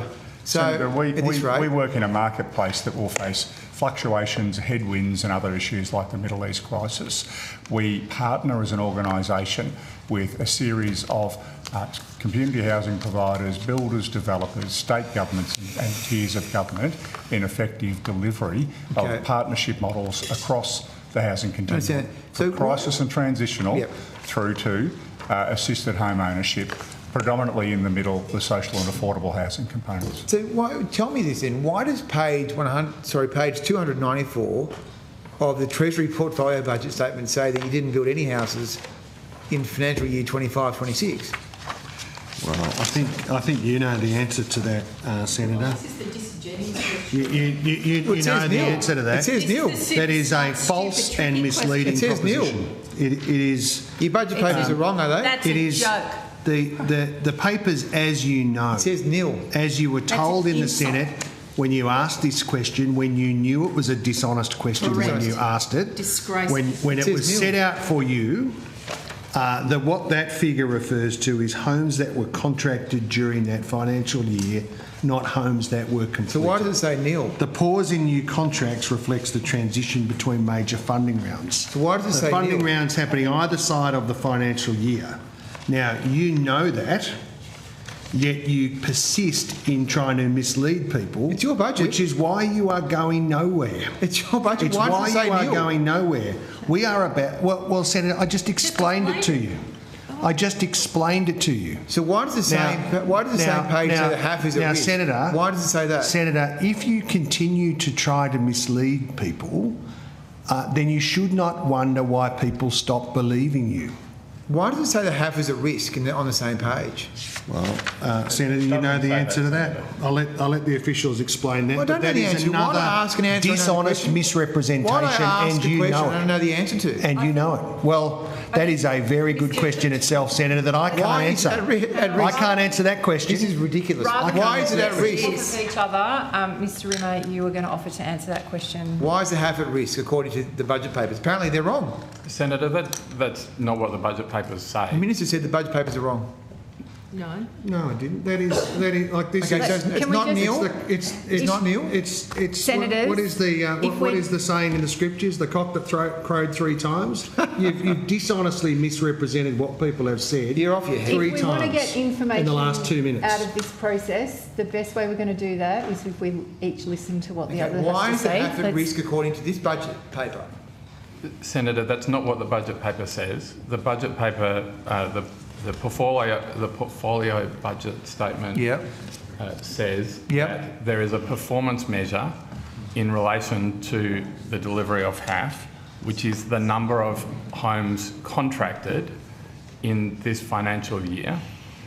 And that number, as the Minister has said, there's a funding round that finished in the 24-25 financial year. There's another funding round that will be contracting heavily in the 26-27 financial year. The particular financial year that you have in front of you has not been one in which Housing Australia's activity has been focused on contracting. It's been focused on delivering rounds 1 and 2. Well, I don't know why your budget paper says target at risk. Mr. Rimmer just answered the question there. Senator, I can provide a little bit of additional context. I think this is the performance statements. No. I think I'd like to hear the official's explanation. Well, and maybe you could just settle down and have a listen. Why is it that you would? I mean, this is why people hate politicians. I'll tell you why. Because you've got in your budget papers like this. You've got in your budget papers ridiculous. It's target embarrassing. at. Sorry. No, it's embarrassing. This is so embarrassing. Says the person who goes through people's share trading in Senate committees. You're a disgrace. All right, let's keep our This is the best argument I've seen for 1 week estimates. Terrible. So, like a behavioural disorder. Your budget papers say the target is at risk. Okay, so if an average person looks at that, they would say, well, the HAF target's at risk, but apparently that's not true. You explain it to me, Senator. Would you like me to provide some why don't you context? tell me? So, Senator, the performance statements, as they normally are, were developed in May 2025. At the time, there was an election. At the time, Housing Australia worked on the assumption that there was an even profile over 3 or 4 years for the remainder of the HAF funding decisions. The government then came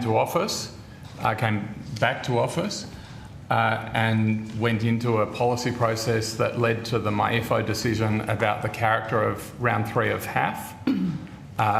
The outcome of that was in fact that all of the funding decisions for round 3 of HAF were brought forward into the 26-27 financial year, and so the performance statements had them spreading out over, I think, 4 years. The government's policy decisions brought those matters forward into the financial year that starts in 3 weeks. And by the time we worked with the sector said they didn't want to be doing funding applications over Christmas. By the time we actually got to launching the funding round, the contracts which, as you would be aware, take place some way down the path in terms of HAF delivery, the contracts aren't being inked until 3 or 4 weeks, the year that starts in 3 or 4 weeks' time.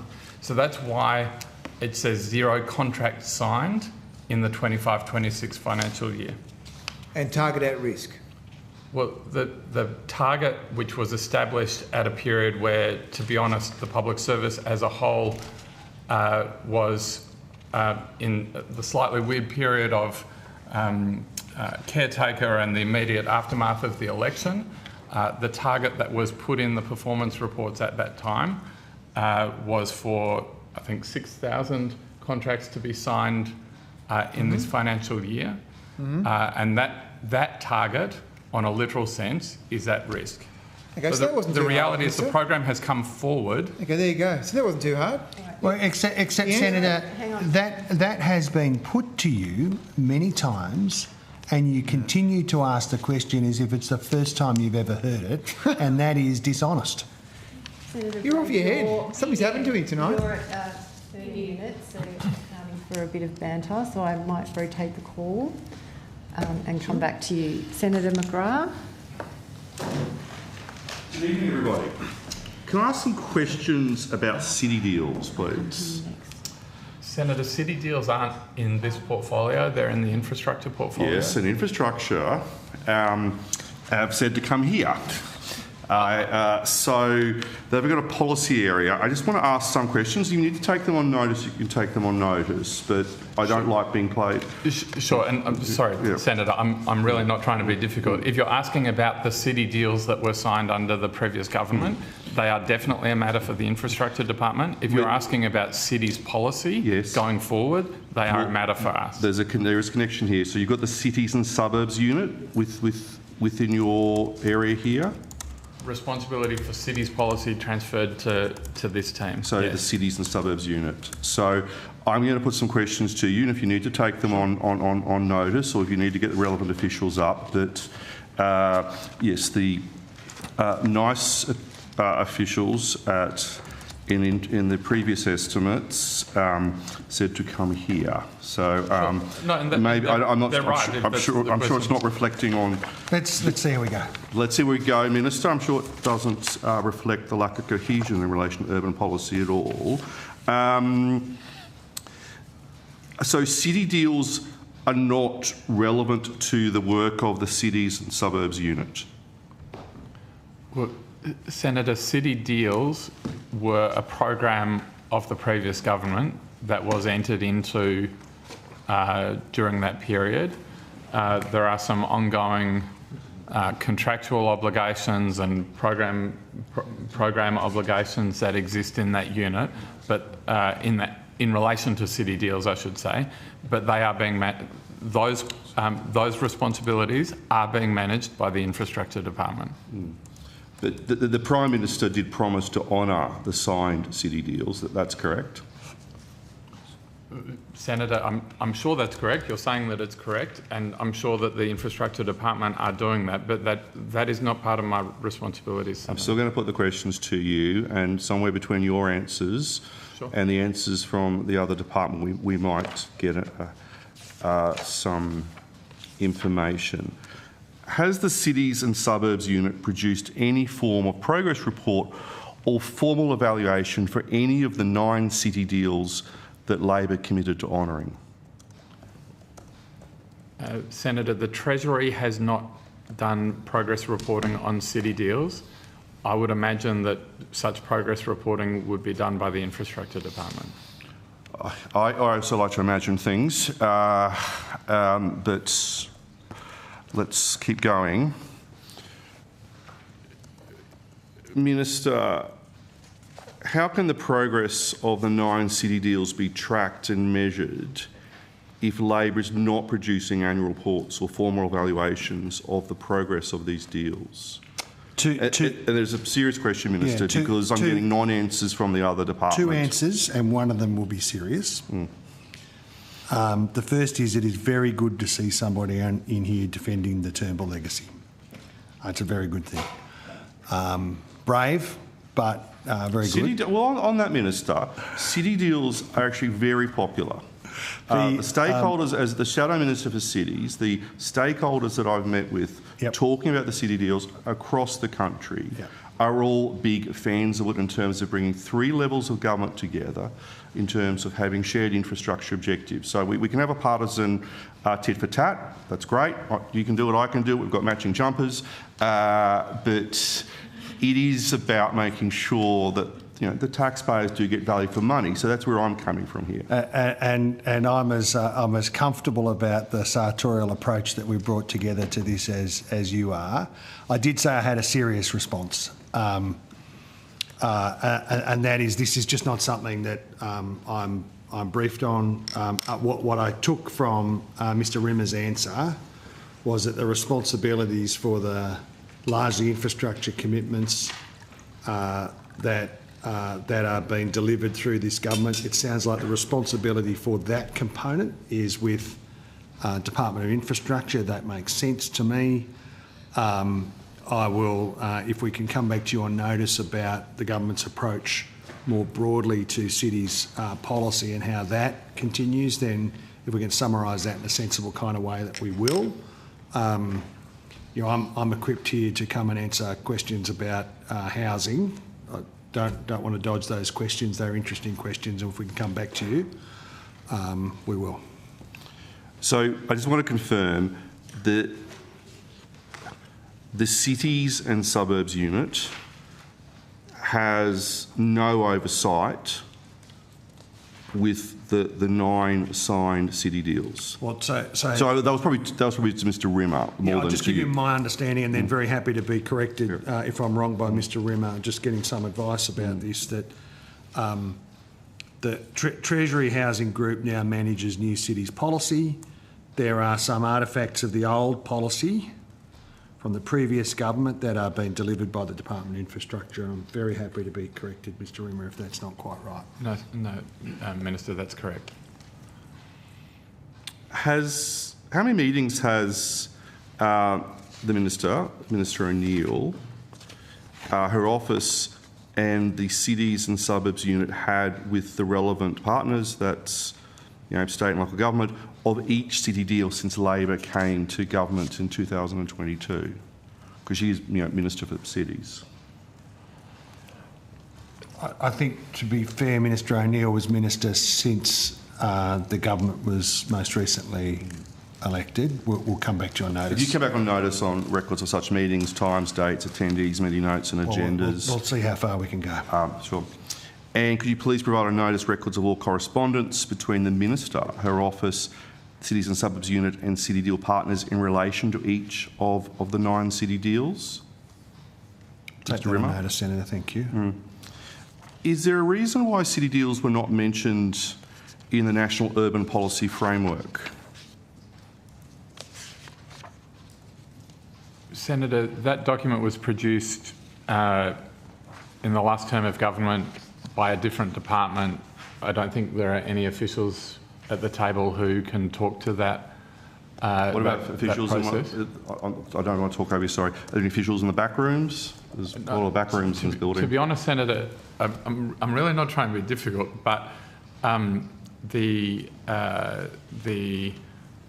city deal kind of infrastructure, the program infrastructure that supports government to make sure those deals are being implemented, and I've seen first-hand evidence of some of those deals on the ground.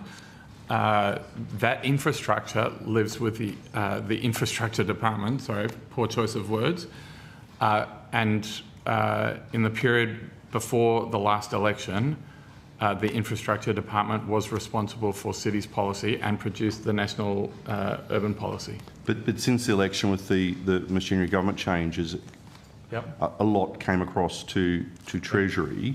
So who has policy? You may have said this, but who actually has responsibility for national urban policy? Is it you or infrastructure? It's us, Senator. Okay. Reporting to the Minister for Cities. But But delivery of the previously existing city deals, largely infrastructure commitments, is with the Department of Infrastructure, which is. But I suppose my question was, why weren't city deals mentioned in the National Urban Policy Framework? So. There's no one at the table that can help answer that question. So. And no one in the back in the room. nice back rooms having coffee. And Now well, I'm not being mean, but like, there's a lot of good people who work for your department. So, Senator, to the extent that there's anyone still working who did the National Urban Policy, they would be people who work for the Infrastructure Department. Okay, all right. And yeah, we look forward to your questions and future estimates about this this aspect of it, Senator. Oh, it is a merry-go-round that I seem to be on. I might come with. It's just not something that I've been briefed. No, it is. I do want to ask, moving on, I'll put some further questions on notice in relation to that area. Moving on, I would like to ask about the State of Australian Cities report. Is there someone there who can handle that? Yes, Senator. So my question is, in 2022, the Prime Minister, Mr Albanese, promised to release regular State of Australian City reports, and as yet not a single report has been released to the public. I had to FOI and through the Senate do an order production of documents, a copy of this government's sole State of Australian Cities report from 2024. So I suppose my question is, why aren't annual reports being released? Senator, I might start, and my colleagues might help me. I think we've had a lot of discussion already this evening about the extent of the housing challenge facing the country. The government has a $47 billion plan. There are new machinery of government arrangements that were put in place less than 12 months ago to ensure effective implementation of that plan. All of those matters have taken every available resource, every available minute of public sector capability supporting the Minister over the past period. They're the thing that keeps me and my team up at night. The State of the Australian Cities report is a good document. It's something that we would frankly like to be doing, but it's not something that's been a priority in the last 9 months. But why wasn't it released, and why did I have to use the Senate to get this document, this very worthy document, released? So why was it such a secret? I just say, Senator, I understand that there was a draft report prepared by Department of Infrastructure. The draft relied on data that was significantly impacted by COVID-19, particularly from the 2021 census. So key indicators like commuting patterns, use of services and economic activity just weren't as helpful as they could be. You can put like a little footnote there. And but it fundamentally relied on 2016 census data that by the time the report was delivered was 8 or 9 years out of date. Previous reports have been valued by people in the sector for having a strong evidence base and rigorous analysis, and there just wasn't. It's not anybody's fault, but given the limitations in the data that supported it, the government didn't proceed with the draft, and we didn't want to release analysis that didn't meet the standard that people could legitimately expect. So that's a call. That's a call that the government's made because just the evidential foundations of it weren't as strong as previous reports have been. So just to you're at time, Senator. factually, So the Prime Minister 2022 said there would be an annual State of the Australian Cities report.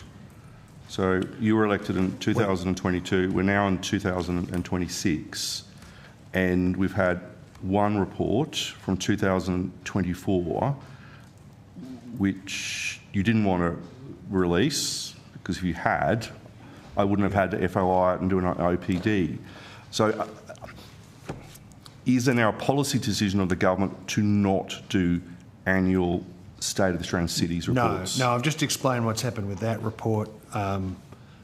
We are committed to releasing future reports with where there's data that is settled data, and I sort of explained the backdrop of the what's sat underneath that. I'm going to have to rotate, but if you want just two quick questions. So when will we receive the 2025 State of Australian Cities report? Well, I can't tell you that, Senator. I just know what I know at this stage, and if we can come back to you later on that question, we will. Well, Mr. Rimmer, would you know at all? Sorry, is there a report being produced at the moment in relation to Australian cities, calendar year 2025?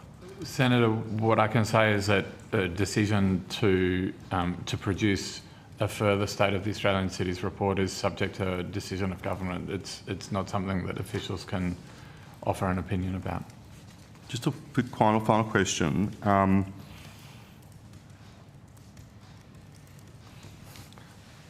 Notwithstanding the answer you just gave, Minister, and I take your points about what happened during COVID, but as part of the FOI request that the department actioned, it included communications between the department and Minister O'Neill, and in those communications the department recommends that the Minister, I quote, does not publish the report, end of quote, because, quote, there is limited opportunity to leverage the report to align with the Minister's portfolio responsibilities and the government's current housing agenda, end of quote.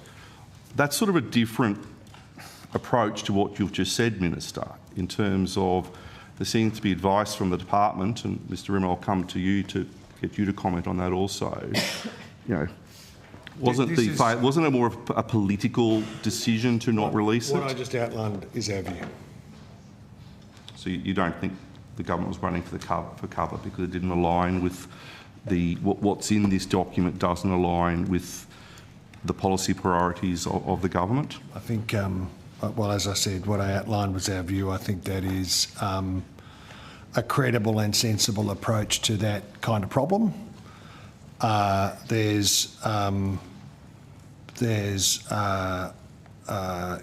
be future reports. So there will be future State of the Australian Cities reports. We remain committed to releasing a State of the Cities report. Yes, but Minister, I remain committed to losing weight, and it's not going very well at the moment. So, will it happen, Senator? There's a reason why gentlemen of a certain age wear a particular kind of jumper. Don't make me laugh. I'm supposed to be angry at you. But Mr. Rimmer, though, I'll go back to you, please. Why would the department provide that recommendation to the Minister that I touched upon? Senator, can you give an FOI number? I'm not sure I've seen that advice in the time I've been in this role. I will get it to you unless your colleague's given it to you there. But why don't I come back to you with that, and I'm happy to hand it back to the Chair. So thank you, Chair, for your Senator Pocock. good nature. Thank you, Chair. I want to ask about Commonwealth rent assistance. I'm concerned about the inadequate rate of the Commonwealth rent assistance. New data from the Australian Institute of Health and Welfare shows that around 2 in 5 income units are still in rental stress after receiving Commonwealth rent assistance, and this is 577,000 households. The data also shows that as at December 2025, over 100,000 CRA income units spend more than 70% of their income on rent, so more than double the level of the basic definition of housing stress. Minister, is this acceptable to you? That is why we have taken the steps that we have to increase Commonwealth rent assistance by, as I indicated before, nearly 50%. That is a support that is received by more than 1 million households. We've taken other measures, which I went through before and won't do again in the interest of time. The last time the government increased the maximum rate was in September 2024. All the data I've talked about, that 577,000 households are still in rental stress, and the 100,000 spending more than 70%. That's all after those increases of 2023 and 2024. Is the government planning any further increases in CRA to compensate for the fact that rents are through the roof, on average 22% in the period of your government? Well, as I said, Commonwealth rent assistance increased by 50%, nearly 50% for 1 million Australian households. Of course, the government will make future decisions in future budgets. So let me come to another issue in relation to your government. I've got some questions about the Homes for Australia and National Plan published on the 28th of May this year. Is this the long-awaited National Housing and Homelessness Plan? Yes. So many people, many experts in the housing space have called for a long-term, 10-year, comprehensive plan to deal with the housing crisis that Australia finds itself in. It's meant to be, the National Housing and Homelessness Plan was meant to be a 10-year strategy that informs housing and homelessness policy. This plan is not a 10-year plan. What's changed, and what do you say to the experts and the many, many people who think we need a comprehensive long-term response to homelessness and the housing crisis? Well, Senator, the plan started with the reforms that we introduced in 2022. It's been strengthened over our time in government to a $47 billion plan that's organised around clear priorities. You raised experts. We have engaged in detailed consultation right around Australia, not just in the big cities, extensive feedback from more than 1,700 participants, which has made sure that we've worked carefully to ensure that it genuinely reflects the aspirations and housing needs of Australians. We have not waited to deliver a planned document. We have built that $47 billion approach over the life of the government. It's available on the Treasury website. It provides updates on progress. It brings the government's plans together in one document and sets clear priorities for future reform and a clear direction for the investment community about the government's pathway forward for housing supply. So I want to come back now to the HAF and ask some particular questions about the investment pattern. Housing Australia has increasingly emphasised leveraging private and institutional capital alongside government funding to deliver social and affordable housing. Given the growing role of large-scale investors in the housing industry, it's important to understand who is financing these projects and the extent of foreign investment and how dependent HAF-funded developments are on institutional capital. Who are the institutional investors currently participating in HAF-supported projects? Senator, we would need to take that question on notice, I think, but there are a number of sources of long-term, patient, low-cost private capital that reduce the burden on the taxpayer for the creation of social and affordable homes. For example, superannuation funds purchase some of the bonds that Housing Australia issue. There's involvement of long-term pension fund capital of other descriptions.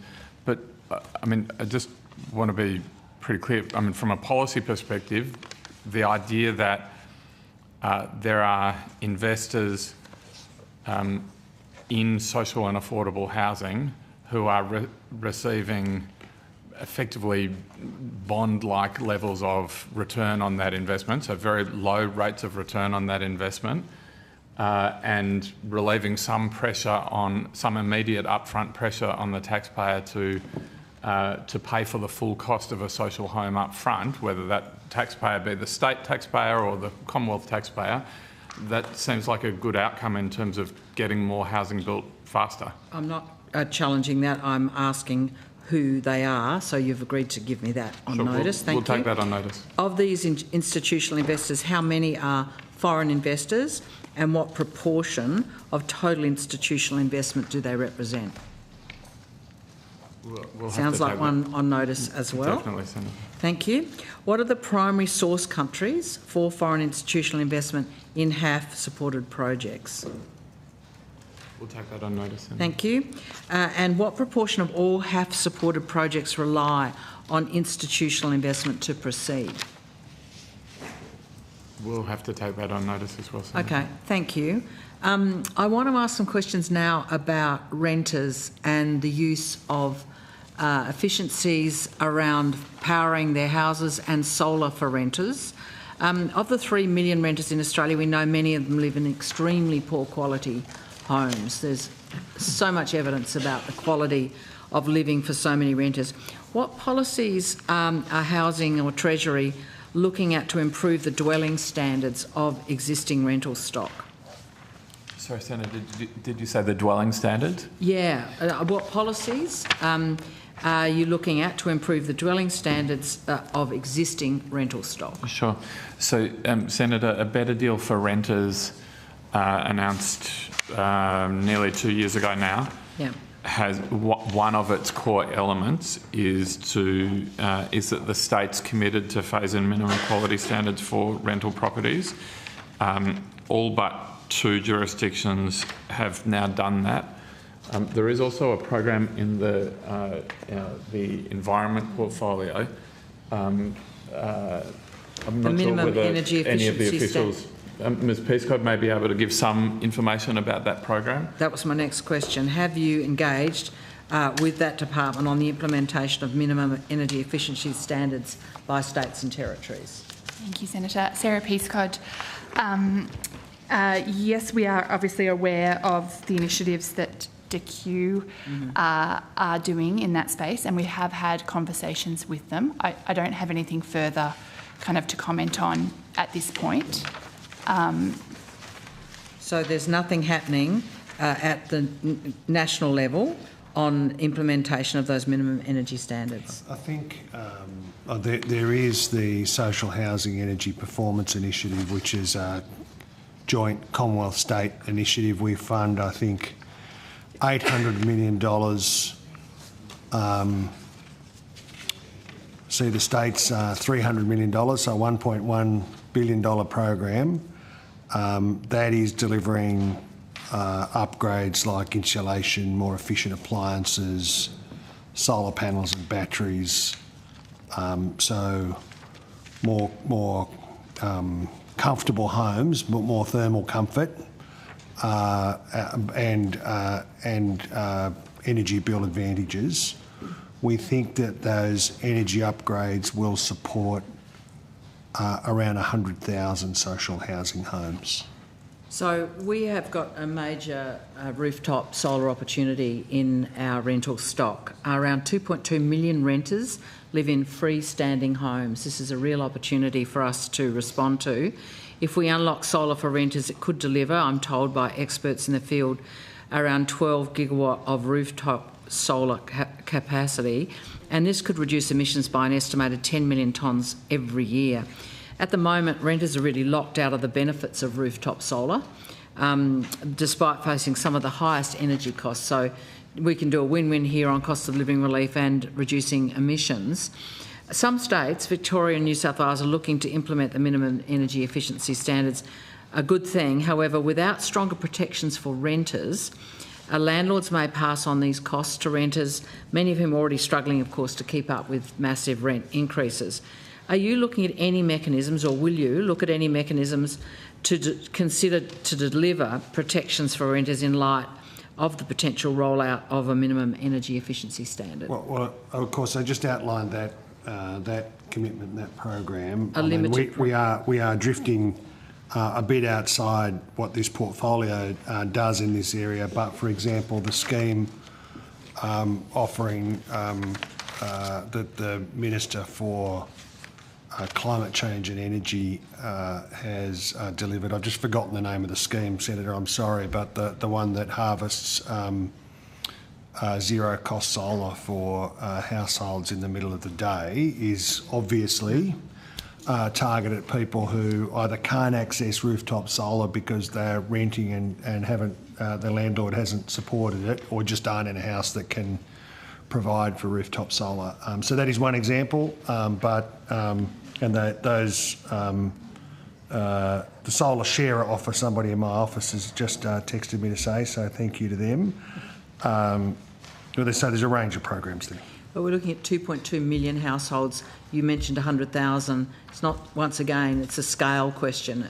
These things can make such a difference to people's bills and of course to emissions.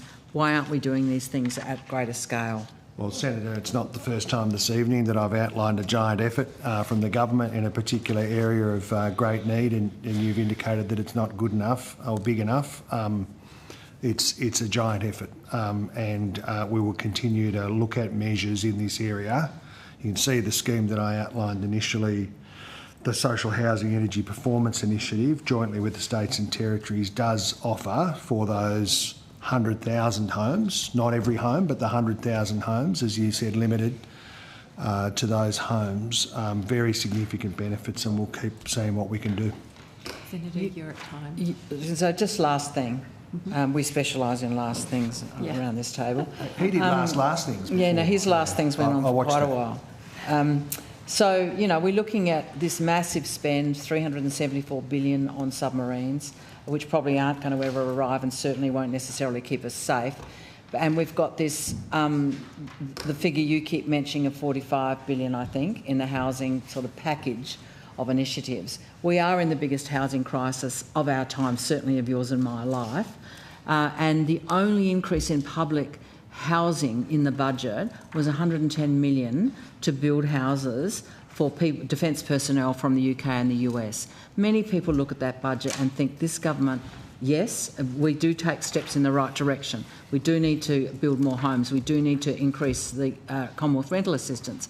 But we are not touching the sides of this monster program, this monster problem for people who are seeking public housing and need security, for example, in facing their rents. So my criticism of you is, yes, it's a contribution, but in terms of what the budget is able to do, especially in relation to public housing and rentals, it is an inadequate effort. What do you say to that? So it's a $47 billion effort. It is a very substantial package. It is, of course, an effort that is not just about what the Commonwealth does, but requires partnership with the states and territories and with the private sector to build the homes that Australians need. Our approach beyond that reaches into the tax system, which has, over time, shaped a market that is hard for young Australians, many young Australians, to imagine purchasing their first home, and contains a whole series of measures, not just on the supply side, which we think is an overwhelming part of the problem, but on the equity side as well, to deal with some of those intergenerational challenges. It's a big program. We will, as a reforming Labor government, look at every opportunity that we can to do more, but it's a very substantial program. Many of the houses that your government is going to build will increase the profits of developers who find themselves in the top of that 178 billionaires now in our country. So young people look at those developers and the amount of money that's going into building very expensive houses. Where I live in South Australia, we've got two contradictions. We've got growing numbers of people sleeping on the street in the parklands and many 10-storey buildings which no young person in my life would ever be able to afford. So that there is this real contradiction and widening inequality expressed in our housing system, which your government is fostering. I think that was the last question, if I'm accurate, Senator. I mean, this is a vast program. It does require the private sector, institutional investors, providing pathways through for Australians into first home ownership. It does engage with the private market. It is important that construction costs have fallen. We do want to see the building industry up and about investing and engaged in building more homes. Like that is we don't get homes built like the public service doesn't build homes. It's the private sector that builds homes in Australia, we want to see a system that partners with the private sector. As Mr. Rimmer indicated, it is a good thing that there are institutional investors out there with patient capital, essentially prepared to invest around the bond rate to deliver housing for Australians, and we are determined to lever off that and make sure that we're magnifying the impact of the expenditure that we've delivered. Thanks, Chair. Senator Bragg. Oh, thank you. Just indicate that I have quite a lot of questions to get through, so I'll try and be as efficient as possible and avoid the political speeches. If that could be avoided as well, Minister, then we'll try and get through it. So, do you have the information that we discussed before around the 5% deposits? Senator, we have some of that information, but the rest of that information we'll have to take on notice. Do you have income deciles? We do, Senator. Ms Jarman might be able to assist you with that. Well, I'll just ask you a couple of questions and you can tell me if you have the information or not. I appreciate you doing that. Thank you. And I'm sorry we didn't write to you earlier. It was just sort of a last-minute thing. So, how many individuals in the 0 to 49,000 band? In that band, Yep. there are 122 borrowers that had bought a house together and another 272 single borrowers. So a total of about 500. Is that right? And this is data since 1 October, right? Yes, that's right. This is data Okay. from 1 October 25 through to 30 April. What this year. about 50 to 74? 50 to 74, 87 joint borrowers and 1,097 single borrowers. Okay. 75 to 99? Senator, just for clarity for the record, Yep. joint borrowers includes data on 2 incomes. So it's really not accurate to add these numbers up or to think of them in the same way. The information about joint borrowers is fundamentally of a different nature than the information about individual applicants. Understand. And that's an important issue for the record. 75 to 99? 357 joint borrowers, 3,525 single borrowers. Yeah, 100 to 124K?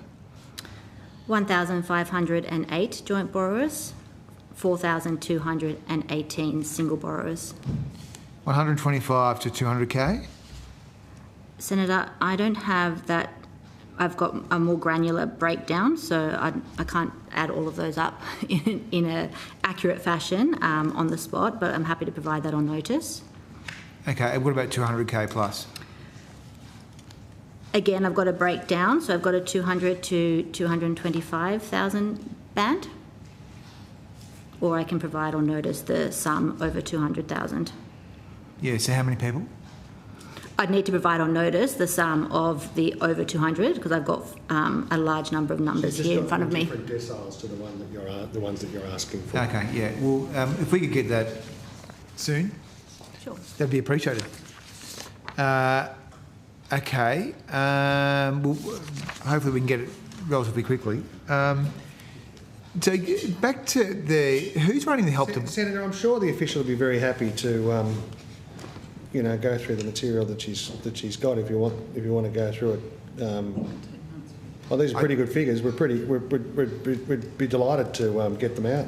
Yeah, well, we don't have all the information. She couldn't provide the... Well, she just hasn't got them in the deciles that you've got them. But Well, that's... Let's see if you stick them up in your socials when you get them. I'm wondering how many rich people you're subsidising. Yeah. Well, is this part of your communist tax plan? I'll give you the tip. Keep it to the question. If you're the son or daughter of a billionaire and they make you go on the 5% home deposit scheme, there's something wrong in the family. Well, it sounds like there's a lot of people earning more than I reckon there's something going on who are using this government program.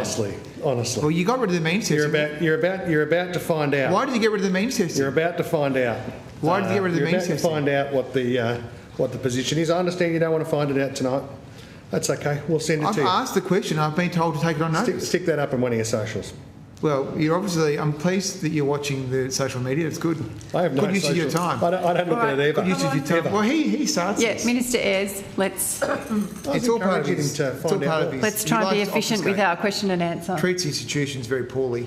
So, who's running Help to Buy? That is my colleague, Ms. Ayub, who's here. Okay, welcome down to the. Welcome back.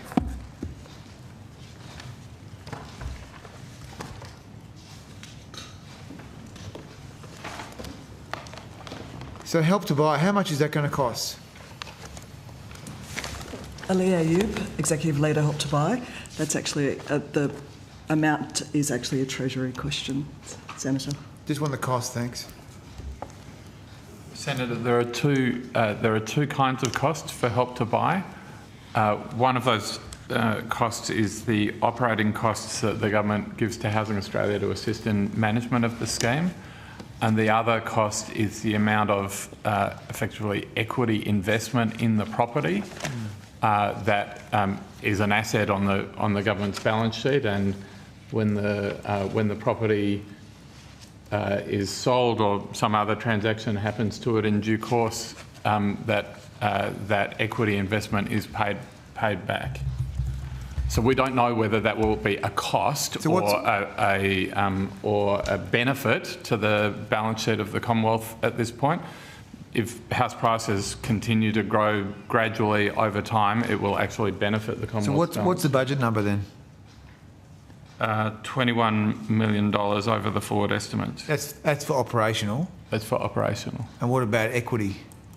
For equity in 26-27, it's about 1.5 billion, 1.6 billion. And over the forwards? 6.9 billion. But for clarity, Senator, that's an investment, that's not a cost. Well, it's borrowed money. The taxpayer borrows the money and you, the government, invest it in people's houses. That's how it works. That's equity, right? So how many people have used this scheme so far? Since the scheme launched on the 5th of December 2025 to the 30th of April 2026, we've received 5,323 applications. Of those, 2,589 applications have found a home. How many? 2,589. And what's the total size of the scheme? 10,000 places. So you've got 10,000 spots, you filled 2,000? We've got 5,323 applications to date, yes. Okay. Again, why does the portfolio budget statement, page 294, note that Help to Buy is at risk? Is there a reason for that? Yes, Senator. We had forecast that we would do 10,000 applications in a year. However, the scheme started on the 5th of December. Had it been running for the full year, it would receive the 10,000.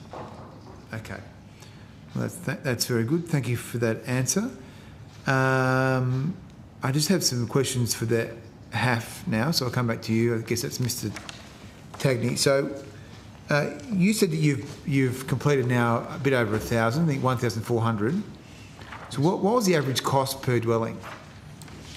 I'd have to refer to my colleagues, Senator. I'll take that on notice for the average cost.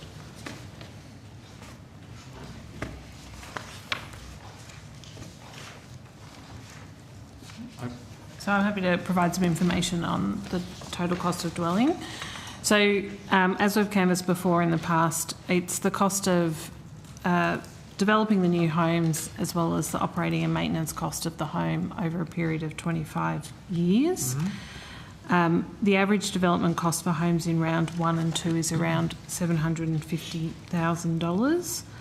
If we think about... 700. And 50,000. The value of Housing Australia's contribution to both develop and contribute to the ongoing operation and maintenance of each home over a 25-year period is around $413,000 for each social home and around $344,000 for each affordable home when calculated as a net present value from today's perspective. For these figures, we have taken a current weighted average across rounds 1 and 2, and these may be adjusted when outcomes from round 3 are known. So 700K across rounds 1 and 2? For development cost. That's the capital cost. It doesn't. Does that include the subsidies over the 25? No. No. Sorry, so that's additional. For clarity, Senator, Ms Hunter's evidence was that $750,000 is the capital cost of the homes that HAF is procuring. Building. Building. Right? Yeah, building, yep. In addition to that, there's the operational costs over 25 years, the maintenance, the rental subsidy, and the net present value of the overall level of support is the number that Ms Hunter read out earlier. Which is the capital cost plus the 25-year. Yeah. Operating and maintenance costs. Which is an average of? So say it again, $413,000 for each social home and $344,000 for each affordable home when it's calculated as a net present value from today's perspective. Okay. What about the availability payments? How much are those as a proportion of those payments? These are the payments that go to the big super funds and the investors. So I guess my question is, if I look at the average cost of a build, if that's 700K, and then I've got the average long-term cost, which is 400 thereabouts, are there availability payments only in the long-term payment component? Correct. But they're not. Could they be included in the capital cost? No. No. Okay. Senator, I feel we've misled you, and I really would not like that outcome. So the total cost to the Commonwealth to have a social home for 25 years is $413,000 in net present value terms. I understand that. That includes the availability payments yep. and the capital contribution that the Commonwealth has made to that home in the form of a concessional loan or in some cases a grant. So the average $700,000 cost is the cost of building the house, yes, irrespective of whatever the Commonwealth has contributed. Exactly. I understand that. That was clear. Sorry, it's an important topic. I'm not as stupid as he thinks. Okay, so then what is the proportion on average of the availability payment? Sorry, is the whole thing an availability payment, or is it a portion? It's a portion of that, Senator. I think we'd have to take that on notice to give you the right answer. Correct. You don't know? Senator, don't know? To clarify, Housing Australia offers loans in the form of senior debt, which is a loan offered over a 25-year period. A concessional loan is an interest-free loan. Both of those loans need to be paid back. So the availability payment is the additional subsidy that is the gap between the rental return and the cost of operating and maintaining the dwelling over the course of 25 years. Yeah, so it's a proportion of the average of 400. It's a number somewhere in there. I just want to know what the number is. Why don't we take it on notice to make sure we give you the right number, Senator? Okay. So in the last financial year, 25-26, the HAF was supposed to spend $500 million. Has that happened? So under the legislation, I think it's supposed to spend by 30 June. And so, and what day is it now? It's almost the end of this financial year. Yeah. So have you spent that so far? So the $500 million will be transferred from to Housing Australia prior to 30 June. It was the same, it's a very similar process that occurred last year. We are on track to make that payment to Housing Australia before the end of the financial year, as scheduled. When you say you mean the future the Future Fund holds the money, right? Correct. So it goes to Housing Australia, and Housing Australia have to have a plan to spend it. It transfers through a special account, and then it transfers to Housing Australia, and then Housing Australia has commitments to support homes under development. So your board has made judgments in accordance with the rules to spend the money. Investment decisions, yes. Okay, and has that happened?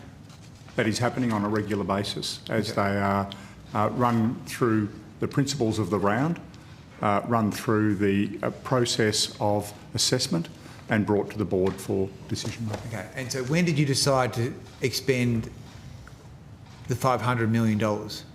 Was it I assume it happened over the course of the financial year, not right in one meeting at the end, or can you tell us a bit about that? We set allocations for achievement in rounds and then seek to meet those as we make the investment decisions, Senator. Yeah, and so you operate on the basis that you have to spend the $500 million, right? We certainly seek to allocate the funds available. Yeah, and has the money been spent in every year since the HAF has been running? We have been spending money through that period. But all of it, the 500, exactly? Oh, I'd have to take that on notice, Senator. Senator, to date, $336 million has been dispersed in the form of concessional loans, grant funding and availability payments. 300 and what? 36 million. 336 million has been going for 2.5 years. Senator, your questions go to two different concepts. There's like an income part of this and an expenditure part of this, and they don't match perfectly. The HAF disperses to Housing Australia, just losing some simplicity for a while, $500 million a year into a special account. Housing Australia makes investment decisions to spend all of that money over the next 25 years, and all of the 500 millions that will come in future from the Future Fund. The exact timing of the income and the expenditure doesn't always match. But for example, a project might predict that it's going to reach conclusion in May of one year and actually reach conclusion in August of the next financial year. So those two numbers don't necessarily match. But all of the money from HAF will be spent on the 40,000 homes that are currently being built. Procured. How many were bought and how many were built?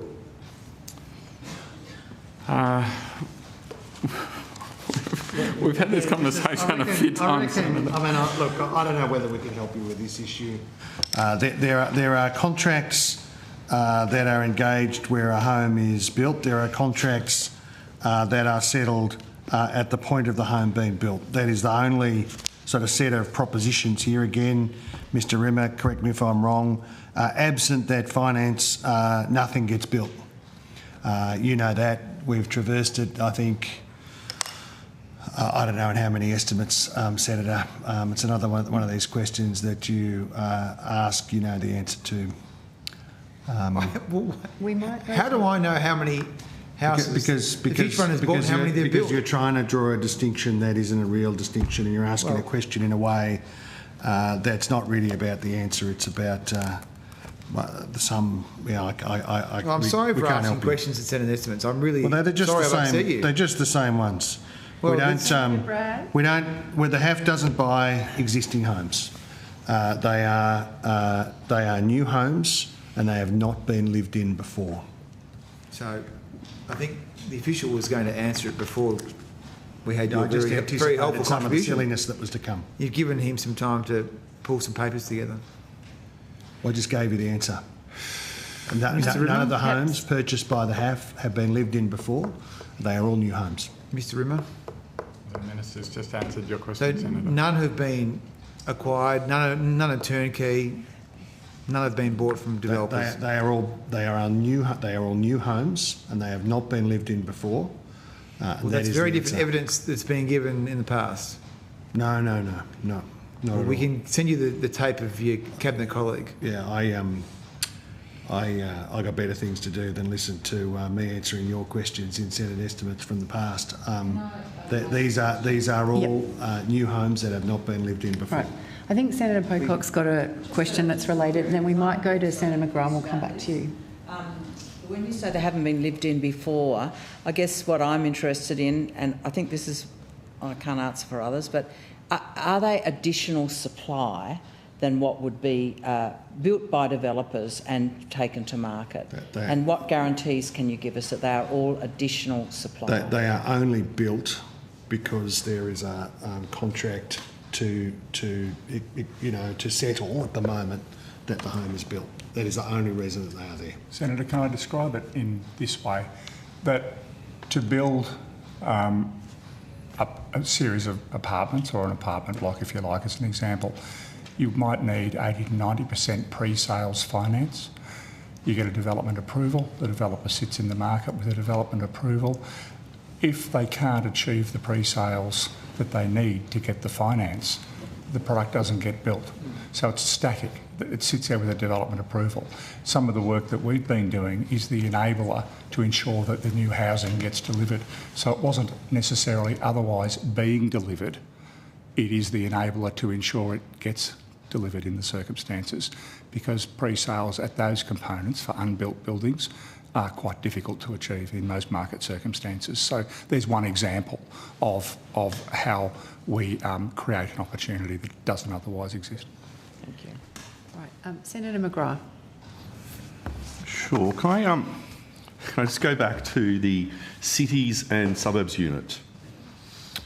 So in your organisational structure here, which I've looked through, and the list of people who are in person here tonight, Mr. Rimmer, where does the cities and suburbs unit sit? Because I'm looking through the organisational structure under housing group, and I can't find the word city or the word cities at all, or suburbs, but it is a unit within Treasury now through your group. Where does it sit?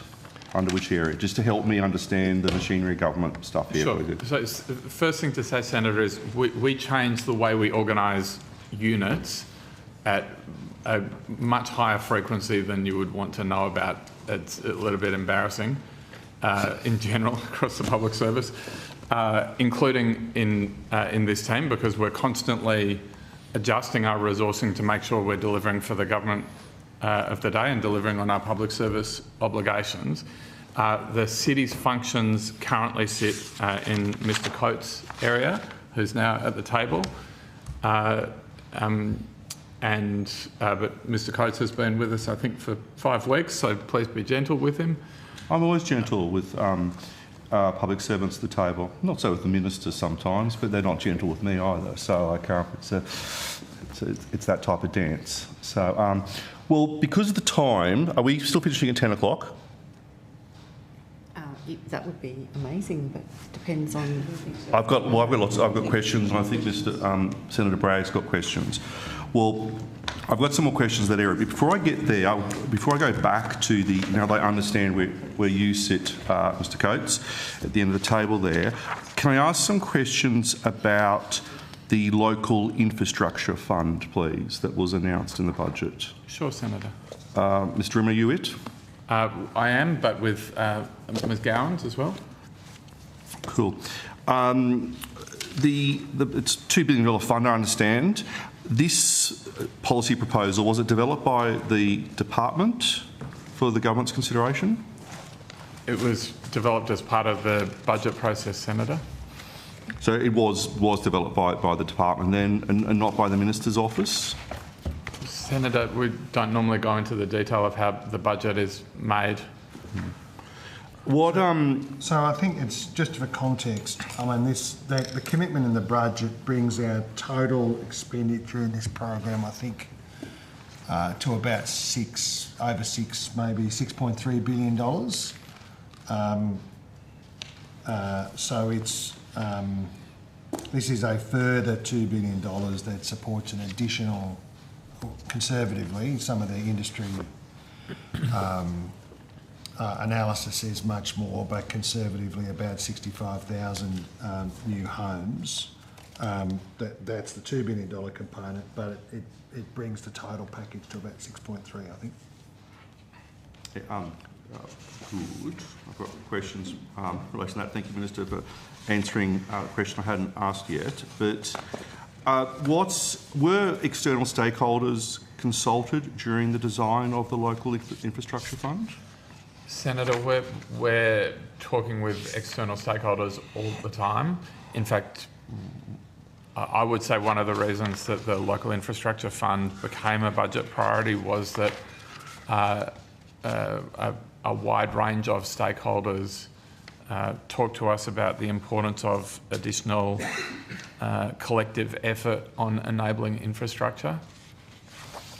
Are you able to list those stakeholders who raised the local infrastructure fund, or the need for a local infrastructure fund? You can take it on notice. We can do that on notice, Senator, but I mean, there was significant lobbying from local government, from states and territories, from the property sector.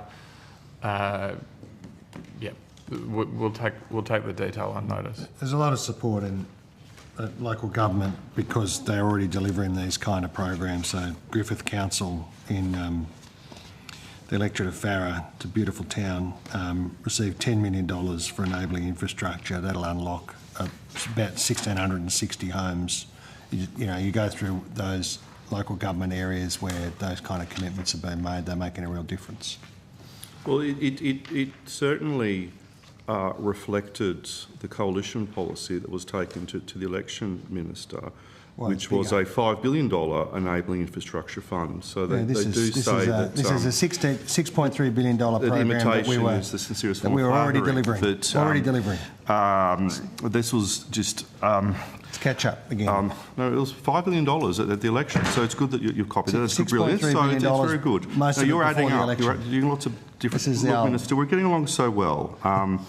In relation to having a constructive discussion concerning cities and urban infrastructure.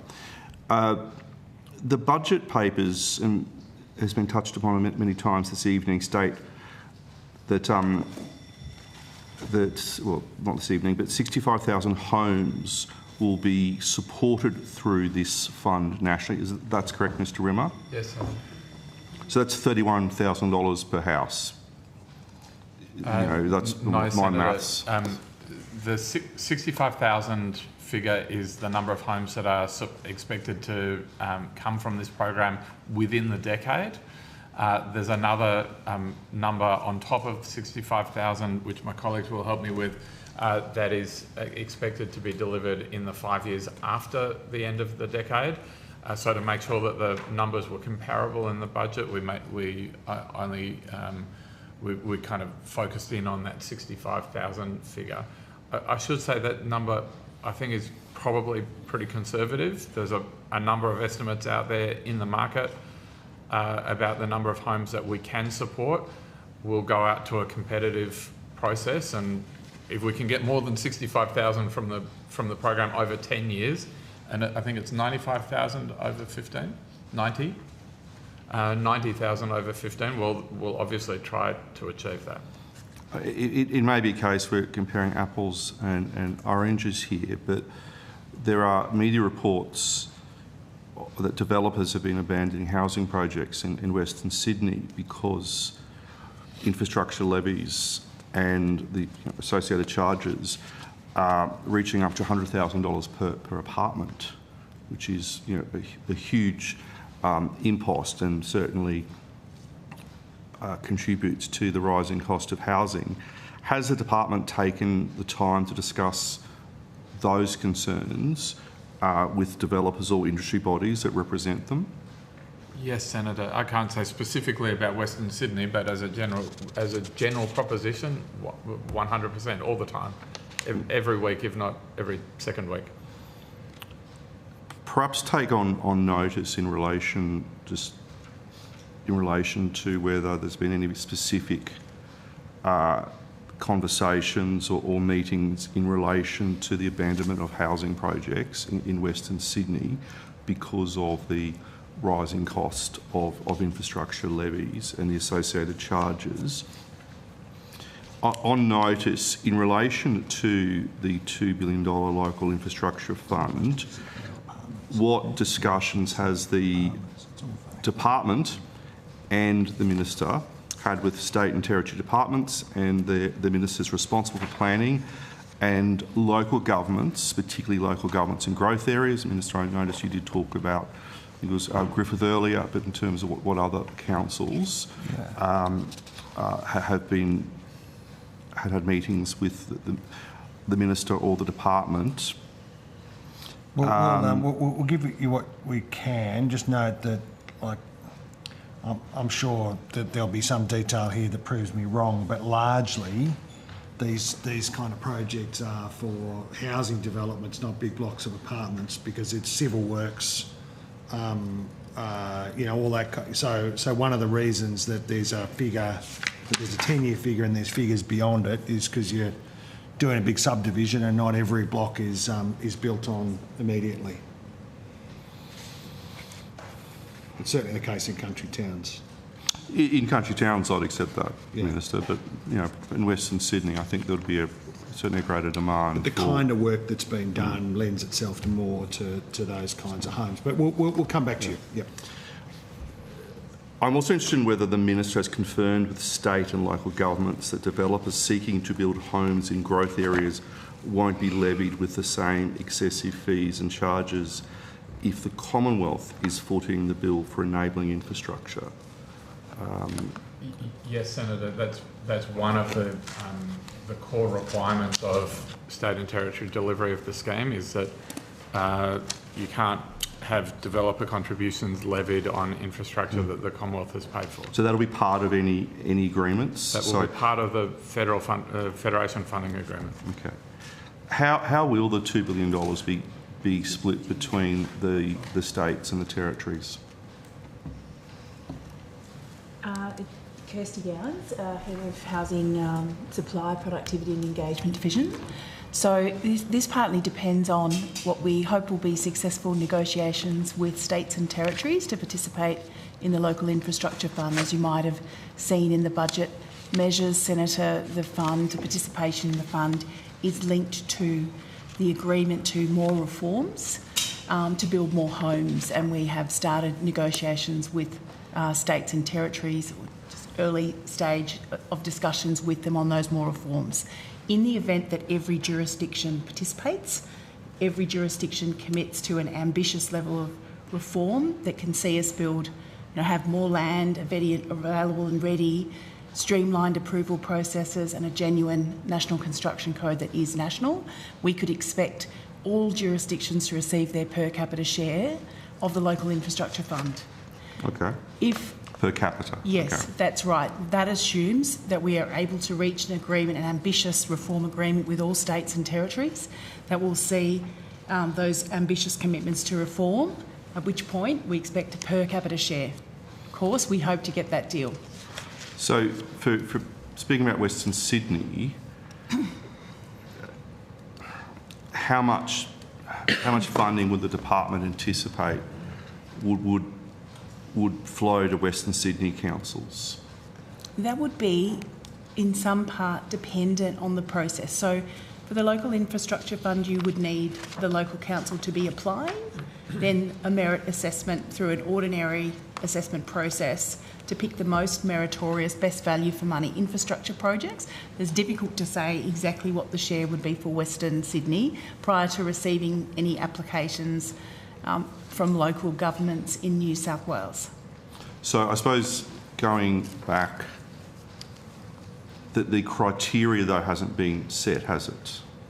In terms of the local infrastructure fund, that's got to be subject to agreement, I presume, by the relevant national body of, what are they called, of state planning ministers. If I set out the steps for you, Senator, because essentially we will set up the fund, which will effectively be another round of Housing Support Fund. So it will have guidelines. It will be open for applications, and applications will be assessed on merit.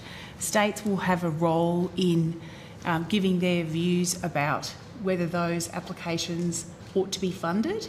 That's because you don't want to build infrastructure where a state has decided it's not going to build any more homes. So would for example, would growth regions... I want to rotate the call soon. So if Okay, this will be my last question because of the time. Would growth regions be identified as priorities for funding under the Local Infrastructure Fund? We haven't settled the final form of the guidelines yet, Senator, and so the discussions with states in part will be about the merit criteria, eligibility criteria, but as far as the Commonwealth is concerned, they're focusing very much on the highest value infrastructure. So, in other words, the infrastructure that will unlock more homes. Sorry, don't yell at me. What's the timeline for this in terms of when would the guidelines be finished, and when clearly a number of councils have been speaking to me, particularly in Western Sydney, what's the time frame for this, please? So we're hoping to have the first round of the Local Infrastructure Fund open for applications early in the spring, and that'll be the first billion of the fund, and then we're expecting a second round of the fund to be open in the second half of next year. Brendan Coates, Assistant Secretary, Senator.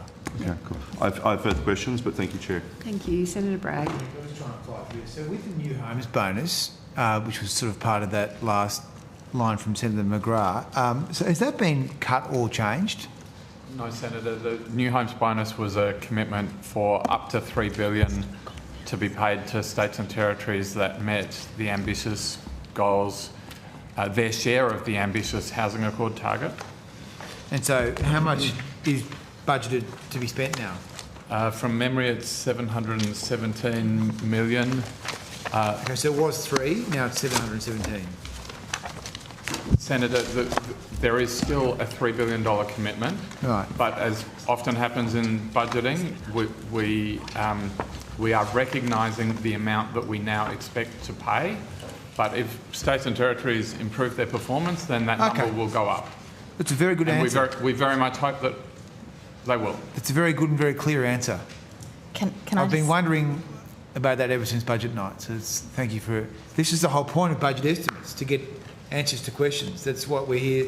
We're all paid a lot of money to work hard for the Australian people to try and get to the bottom of things. So we're very grateful when we are able to receive relevant information and proper answers, because otherwise what's the point of wasting all people's money flying here to the bush capital and listening to political speeches? So thank you very much for that. Senator, I've just been informed I gave the wrong number. It's 714 million. 0.2.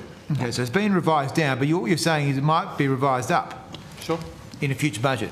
Yep. But right now the budget provisions are 714 million. Yes. As opposed to 3 billion. Yes. As it was before. So has that money been reallocated? Senator, the 2.3 bill. The 3 billion has only entered the forward estimates in this budget, so it hasn't been allocated or reallocated or anything like that. The Prime Minister made a commitment at National Cabinet. That commitment matters in the Commonwealth budgeting process. That commitment's being honoured in full. Okay. Now, back to Housing Australia. So, as far as I can see, the biggest beneficiaries of this round one of the HAF are the super fund conglomerate groups. So how many times has the board met with, or board members met with, super funds and institutional investors? Board members as a rule haven't, Senator. We do attend things like the Australian Community Housing Conference and other such measures where we're in the public domain, but in terms of dedicated meetings and other measures, I'm not aware of any from board members. Does the executive do this? I'd like to invite my colleague, Ms Harris, to the table to take that question. Okay. I guess this is a question of governance and probity. I mean, I'm just wondering, you're dishing out literally, you're giving away billions of dollars of taxpayer funds through this scheme.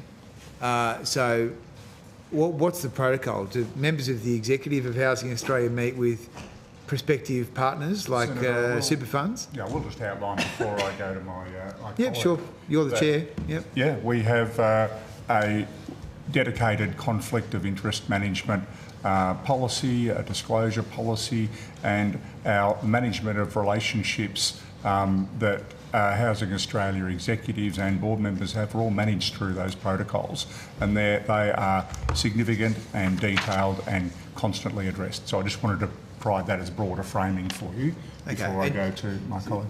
That deals with things like conflict of interest? And relationships and known relationships and meetings. Okay. So there's the business that the organisation conducts through the CEO and the executive staff. So the board members aren't in those meetings. Okay. Preeta Harris, Chief Investment Officer, Housing Australia.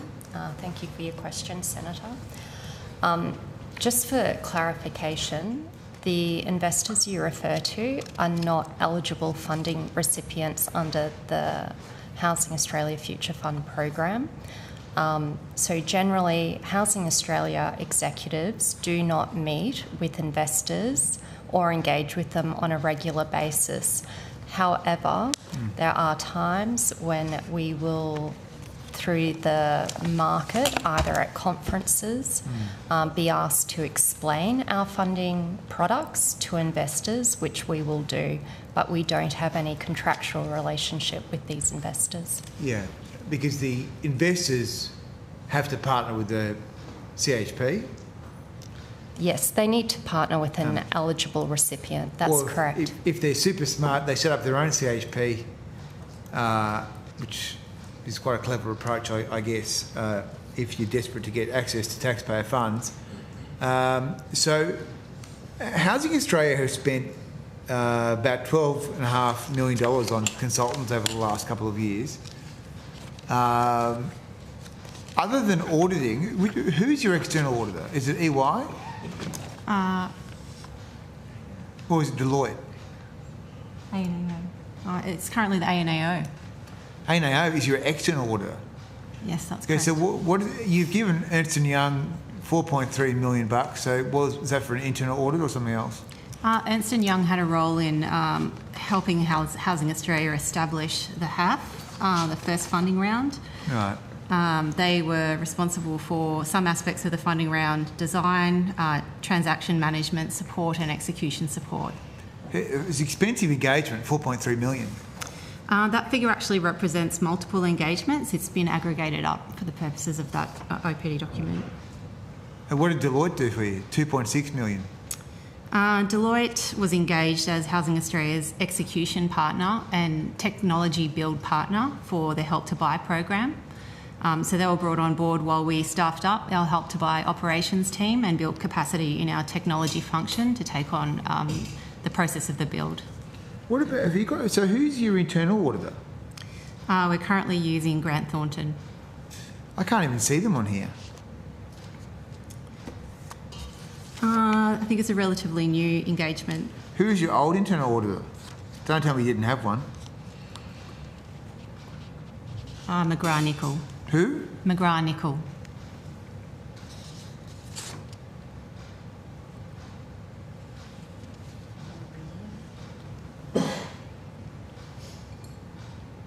Can't see them either.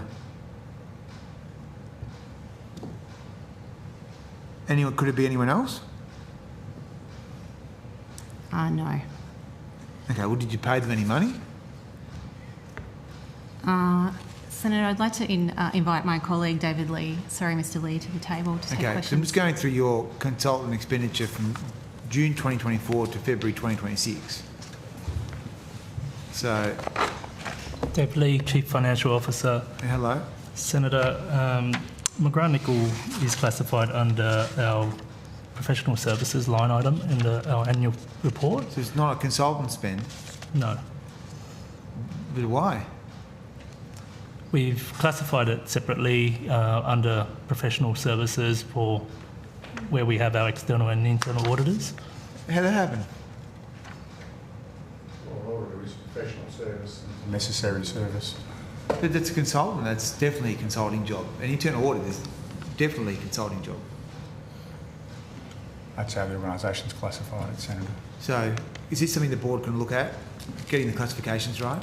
Happy to look at that, Senator. I think that'd be very helpful. So can Housing Australia please retable this piece of paper with the Senate with your major expenditure? How much do you pay McGrath-Nicol? I don't have that detail at hand, Senator. When did they finish being your internal auditor? It would have been around 2025, but I don't have the exact date at hand. So let's say they finished in 25, and then you got the new one on. That's correct. From 20, was there a gap? I don't have that information at hand, Senator. I'll take that on notice. There's a term of appointment and a procurement process for the following appointment, in my understanding, Senator. Okay, so sorry, the new internal auditor is who? Grant Thornton. So at the moment, you're classifying Grant Thornton in your books under aggregated. What did you say? Aggregated professional services. Professional service. What else is in there? Generally, internal audit or audit-related functions. But are there other big consultancies in there? Generally, no. Okay, so Nothing I'm aware of. So is it reasonable for me to assert that the only thing missing from this is the McGrath-Nicol and the Grant Thornton? I have to take that on notice, but I believe so. Minter Ellison is your lawyer? In this case, Senator, Minter Ellison Consulting is provided risk advisory services for us On your while we tenders? built the Help to Buy program. On Help to Buy? Yes. Okay. What's Paxson done for you, consulting? Paxson was engaged for the purposes of funding round one, and they assisted with the financial model and The providing tenders? advice on On the tenders? On the funding round one submissions. half? Yes. Right. Okay, so who else? So you had EY and you had Paxson helping you on the design the tender processes in the round That's one. my understanding, yes. Those decisions were taken before my tenure at Housing Australia. Okay. What's your control for consultant expenditure? I mean, what sort of discussions does the board have about how these engagements are measured and managed? Yeah, that's ongoing, Senator. We're not a static organisation. We've grown from something in the order of 50 staff to 250 staff.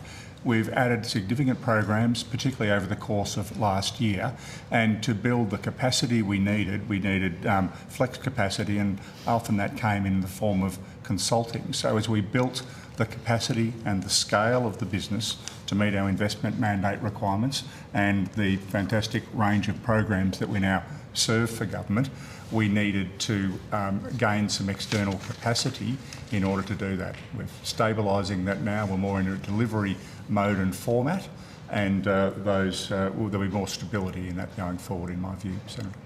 Okay, and does the conflict of interest policy cover the engagement of consultants?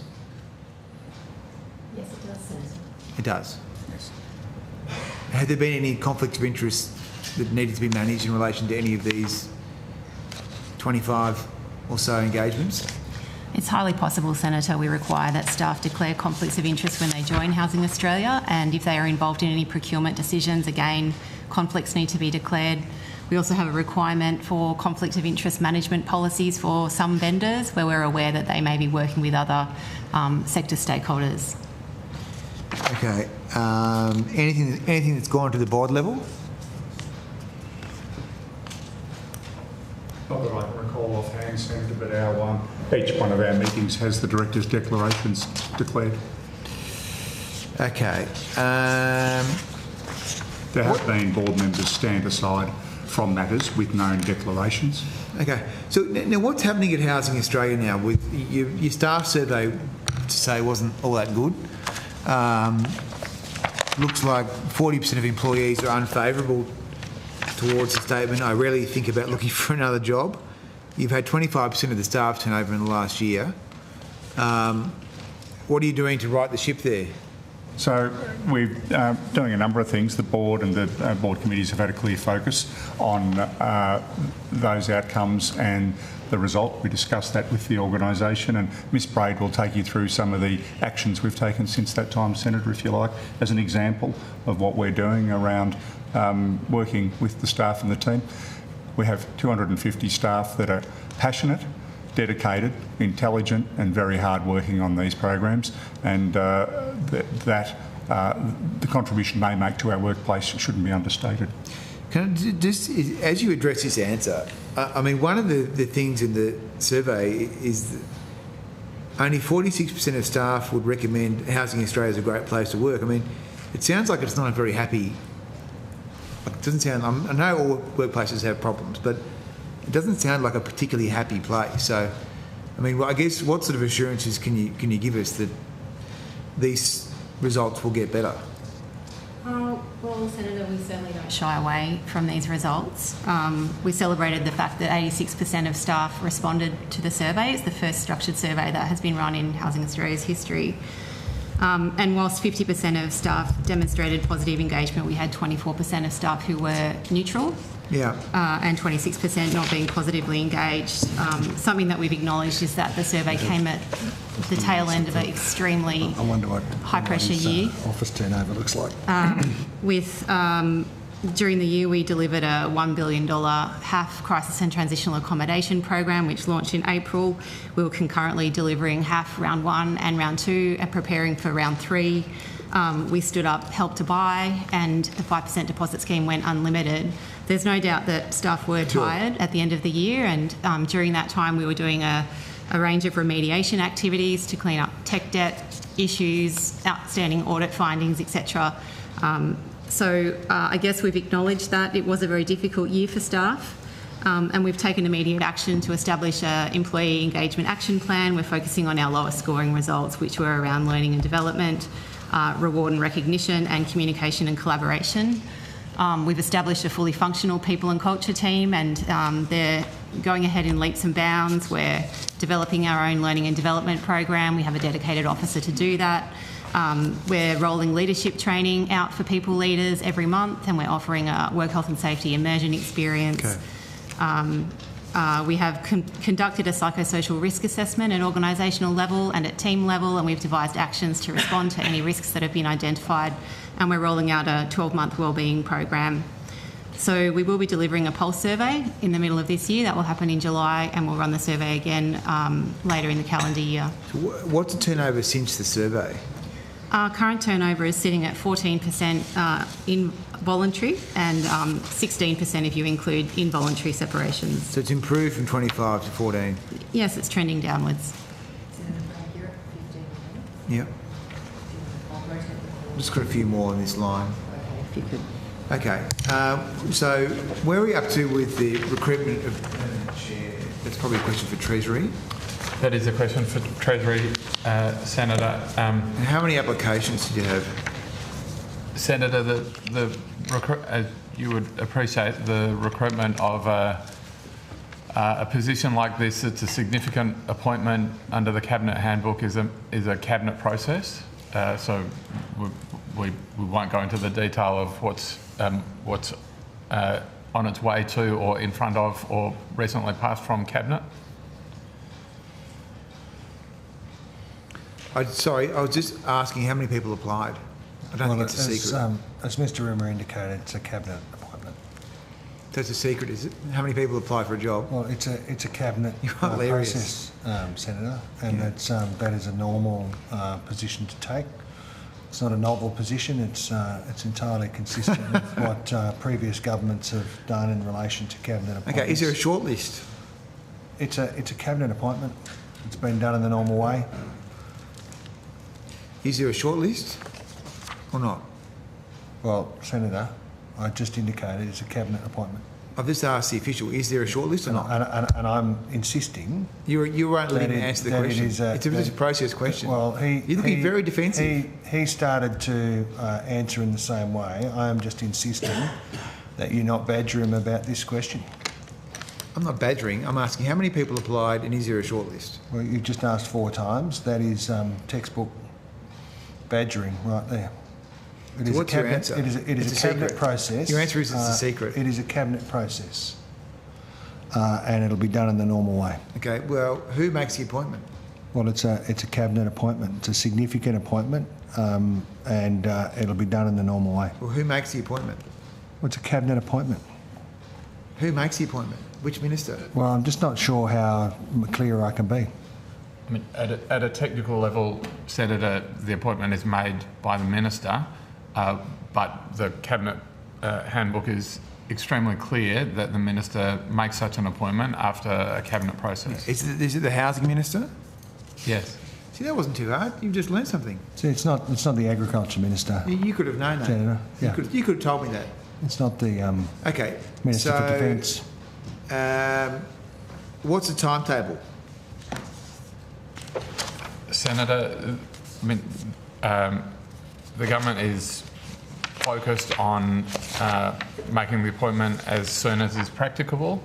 Once the appointment is made, it'll be announced, and that will be the timetable. Okay. I just had one more line of questioning. Do you want me to knock it off or not? We'll go to Senator McGrath. He's got one more line, and then you can bring us home, Senator Bragg. Thank you. Can I talk about planning reform, please? Why hasn't the government released a progress report for the National Planning Reform Blueprint since March last year?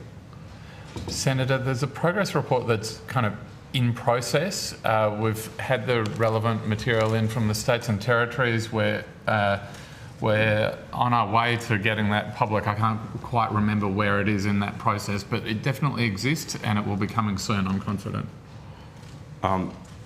Christmas is coming soon, and I'm confident, we're all confident about that, but do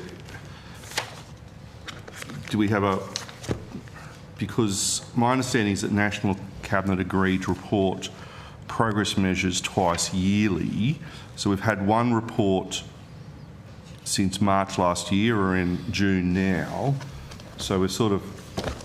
I think Mr. Rimmer's a bit constrained in terms of what he can say, because it's it'll be released imminently, but not far away. Days and weeks, not weeks and months. But by Queensland Day? I don't want to give the game away for the Queensland the many Queensland viewers of these proceedings, but I know I found out when Canberra Day was. I don't know when Queensland Day is. Well, it's in a couple of days' time. Very important day. It's the King's birthday. We've got independence from you, Bob. But Minister, National Cabinet agreed to report progress twice yearly. So why hasn't that happened? Well, look, all I can tell you is what I just told you. Which you don't know when Queensland Day was. So, Mr. Rimmer, is there a reason why we haven't had twice yearly reports on progress? Senator, I think we've had 3 progress reports published. Okay. I can't tell you whether the progress reports are meant to be twice yearly or not, but my colleague may know. But the 4th progress report is pretty close. We rely a little bit on the states and territories for delivery of those progress reports. We can't report for them. But you know, well, actually, the process is underway. Have the states and territories met their obligations? The states and territories have provided their information to the Commonwealth in relation to the 4th progress report. Okay. How many times has Minister O'Neill met with her territory and state counterparts to discuss planning reform? Well, Senator, she met with her counterparts last Friday. There are other occasions on which planning ministers have met. If you just give me 2 ticks.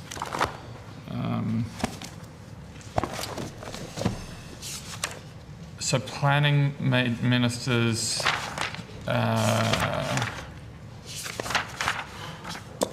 because it's my understanding. Sorry, Ms. Pauly might be able to help you with that. Sure. Housing Strategy and Engagement Branch.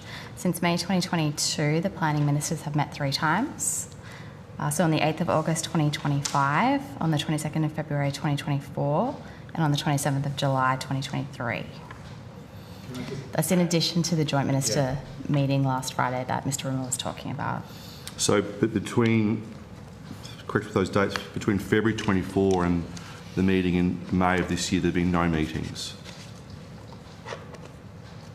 I don't think that was... Sorry, that's why I had to throw the question back. So can you just repeat those dates, please? So 8th of August 2025. Okay. And then 22nd of February 2024 and 27th July 2023. At the 23 meeting, was there a communique from that meeting? I'll have to take that on notice. Okay. What specific agenda items relating to planning reform were discussed at last Friday's meeting? Senator, I can assist with that. You've talked about the local infrastructure fund. Ms Gowan's talked about the fact that we're a core part of the local infrastructure fund is a requirement on states to pursue genuine and ambitious reform across across 3 areas, 2 of which touch on planning.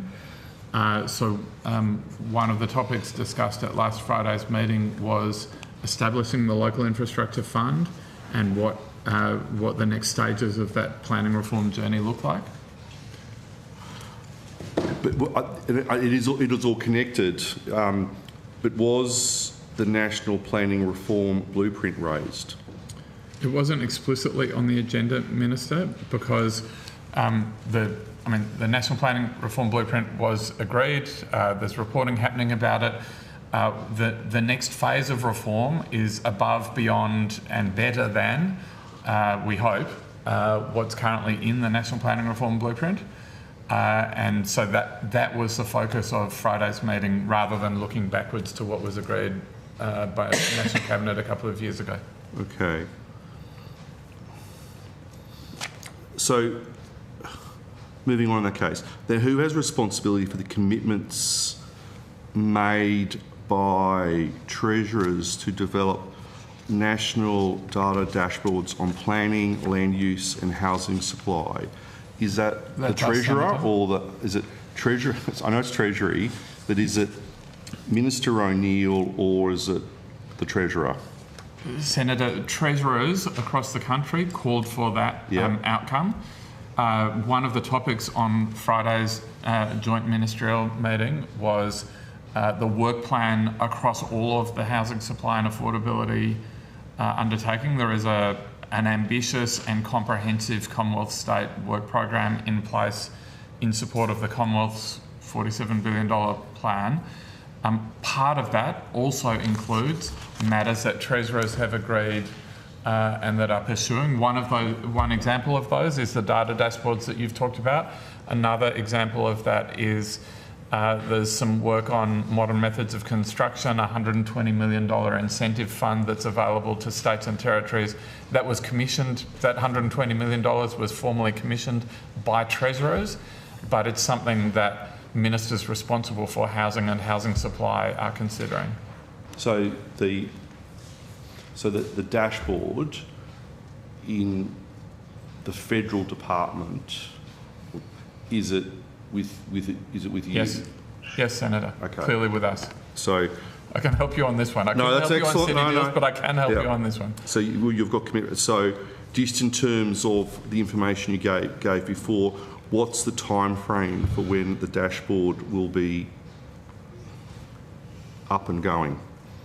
I'm not sure we have a precise answer to that at the moment. We might need to take that on notice to give you a fuller response. But across, perhaps the best way of describing it is this: the Treasurer and the Housing Minister are fully seized of the importance of planning reform as a national economic reform and as a pro-housing supply reform. It's a very important agenda item for them. It's a very important agenda item when they engage with the states and territories. It's a core feature of the design of the local infrastructure fund. So it is a priority. I just can't give you a specific date right now. I suppose if it is a priority, I don't think there's been a public update on progress since the commitment was made last November.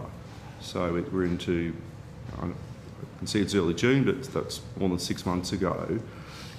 So if on notice, if you could provide timelines for when it is planned for the dashboard to be made public. We can come back to you with that. Thank you. And it was a 2025 meeting, not the 2023 meeting that didn't have the communique. Just I misread the question there. So I've got further questions, but thank you, Senator Bragg. I can put on notice. On notice, thank you. Yeah, thank you. So, look, just is the Building Codes Board here? They were here, Senator. They haven't gone home? Senator. Fantastic. Great. Well, please, come on down. See if the price is right.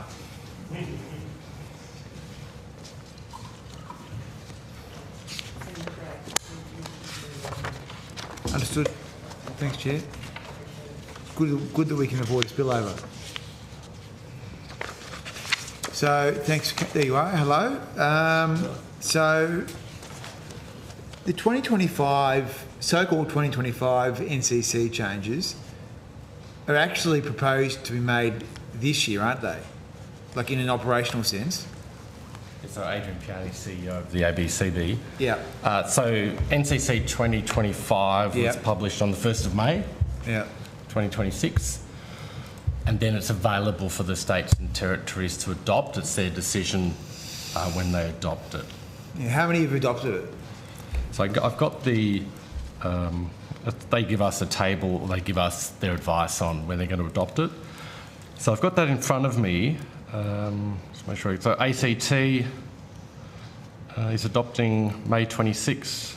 Yeah. New South Wales is adopting May 27. Northern Territory is not adopting. Queensland is adopting May 27. South Australia is adopting the Building Code May 27 and the Plumbing Code May 26. Yeah. Victoria is adopting May 26 for both. WA May 26 and Tasmania May 26. So what's the total regulatory cost of the NCC 25? So NCC 25, just go through the list. There's really kind of minor changes adopted in 25. The NCC covers every building in Australia, so we divide it up into classes. So it's kind of possibly different answers for different classes of buildings. Residential. Yeah. So residential, I just want to get my list of requirements. Residential had changes related to Class 2 buildings, which is apartments, had waterproofing changes, and there was some changes related to condensation management across residential, which included water management, condensation, Yep, that's two. That's really the two. Housing energy efficiency. No, EV charging. No, they were not adopted. That's commercial, yeah. Yeah. Yeah. Sorry, I've got the list here.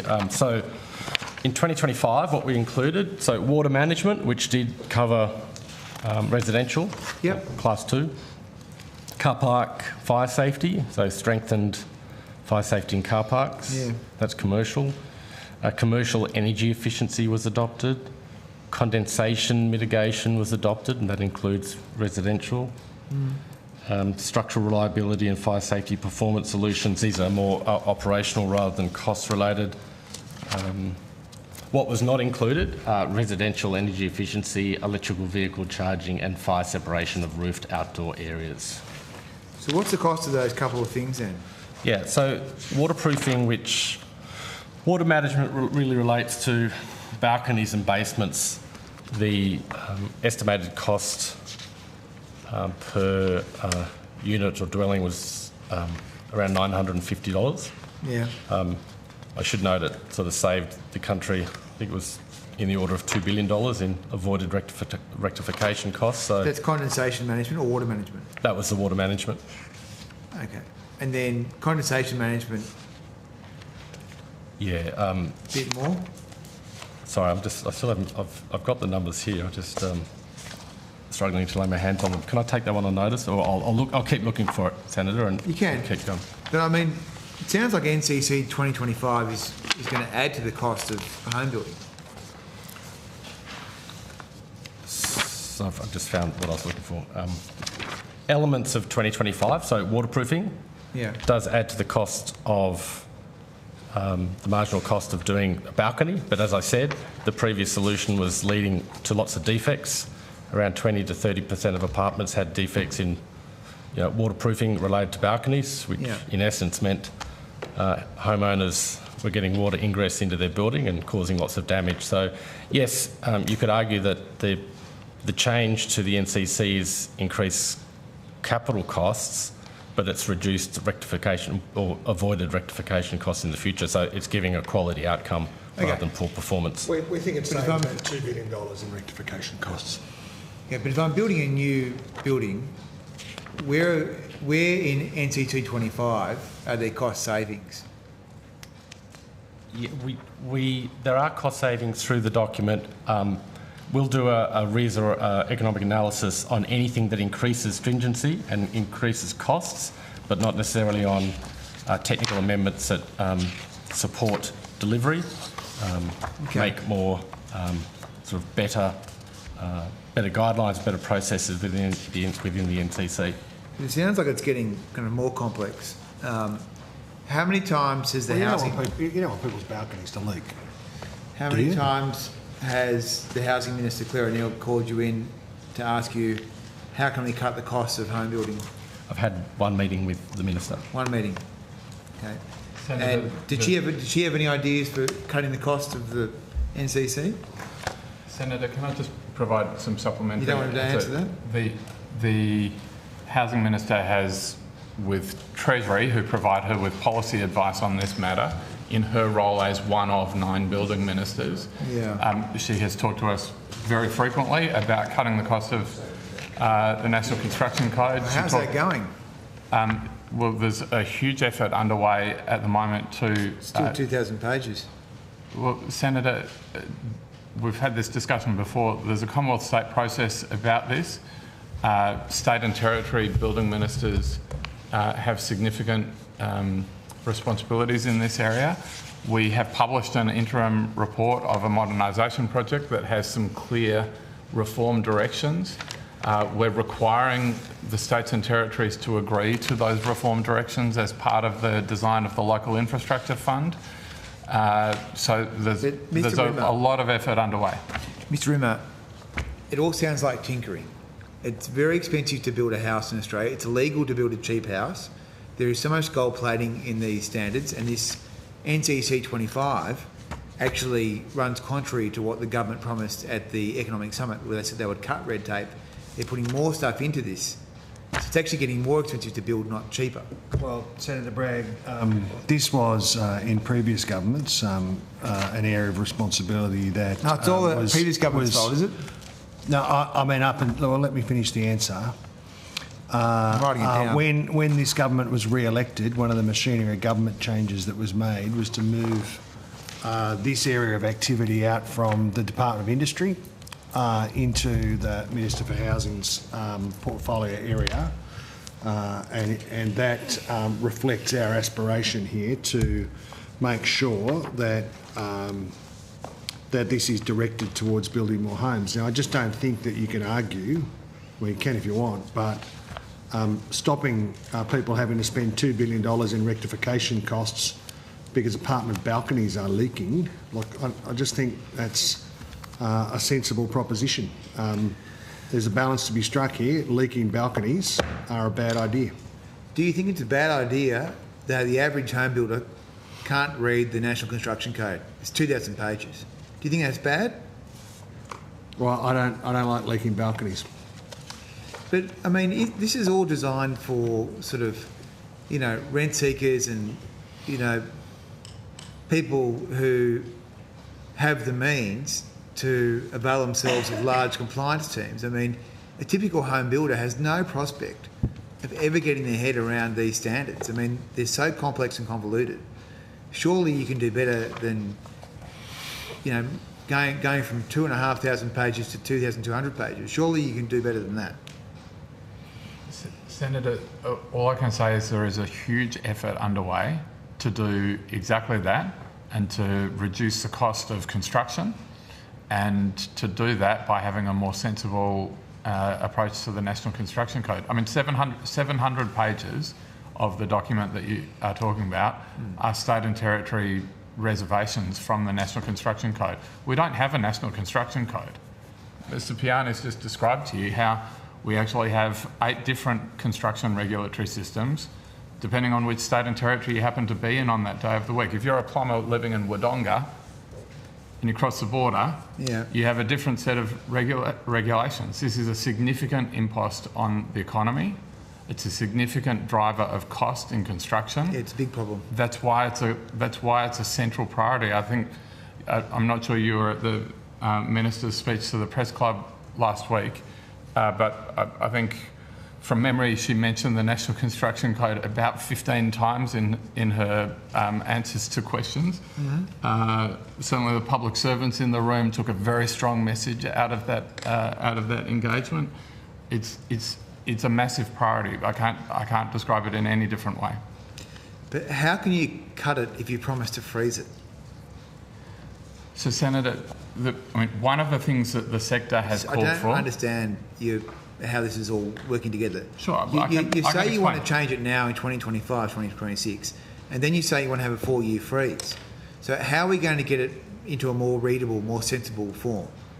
Senator, one of the things that the industry has called for is greater stability in the rules and fewer changes in policy direction. The government's agreed to do that. That's the process that's now in place. Underneath the surface of that freeze, we're working to improve it and to make sure that we get a better system as soon as we can within those constraints. So will you be able to add modern methods of construction into the NCC in some form? Have you thought about that? We're progressing a certification process to support modern methods of construction, which in essence supports the regulatory environment around prefab. So it could sit alongside the NCC. It wouldn't have to necessarily have all the bells and whistles of the NCC. Yeah, I think the NCC gives it life, but the certification scheme sits outside of it. So, as in the NCC gives it the power, and then the certification scheme. So it's a friend, it's not related. Yeah. Okay. I still don't understand how you fix the NCC when you're freezing it for 4 years. It just doesn't. I don't understand that. Well, I mean, the work is going on with the industry to streamline the code. So to be implemented 4 years and from now. it will be. There'll be a final report, as I understand it, handed to building ministers later this year. Coalition didn't have, when you're in government, meetings of building ministers. And that's why the code increased in length. That's why it increased in length. It's on my bingo card. Construction costs were increasing at 17% when the Coalition left office. Now it's at 2.5%. We're making progress on these questions. If you had a buck for every time you said Coalition, you'd be very rich. We're working hard. Well, I just say it because I want, I want it there for the historical record if there is still one, and who's in it. Time will tell. I'll just ask, because I do recall this pulled it up. Thank you, Chair. After the Economic Reform Roundtable last year, the Treasurer announced, and I quote, that the government's going to, I quote now, to see where we can reduce complexity and red tape in the National Construction Code. Am I hearing from this evidence that reduction won't happen for 4 years?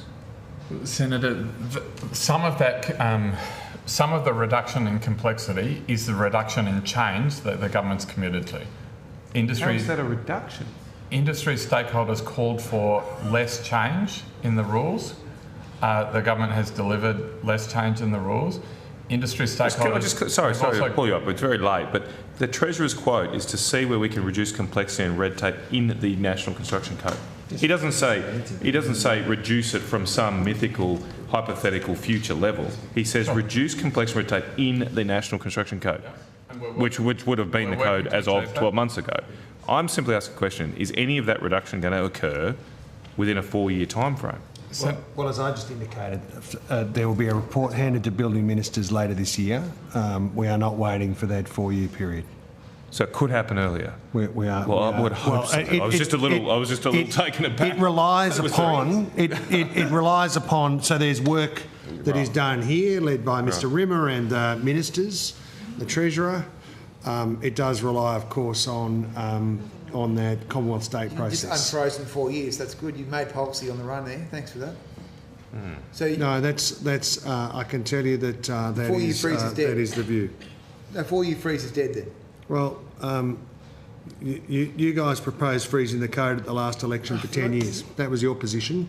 We are going to make more practical progress on this issue. Okay, so sorry. I mean, as Senator Canavan said, the Treasurer got up after the Economic Reform Roundtable and said that there'd be. He charged the Housing Minister to, make it easier, but there'd also be a 4-year freeze. So now you're saying the 4-year freeze won't apply. Well, we're going to keep making progress on this question. Okay, so you change it. Well, that's consistent. I think with this, you read through the lines of what Senator Canavan asked. There is. I'm trying to answer. There is a process, a report that will go to ministers at the end of this year, and there is a program of work because it's important work.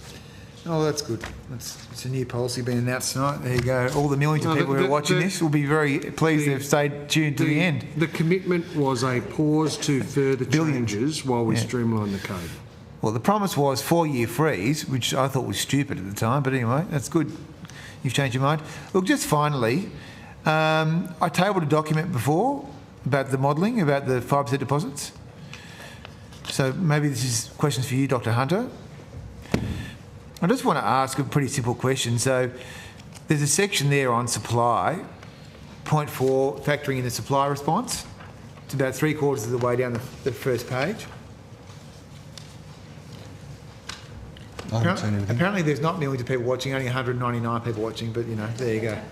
So so the question is, where you have factoring in the supply response, what was the supply response?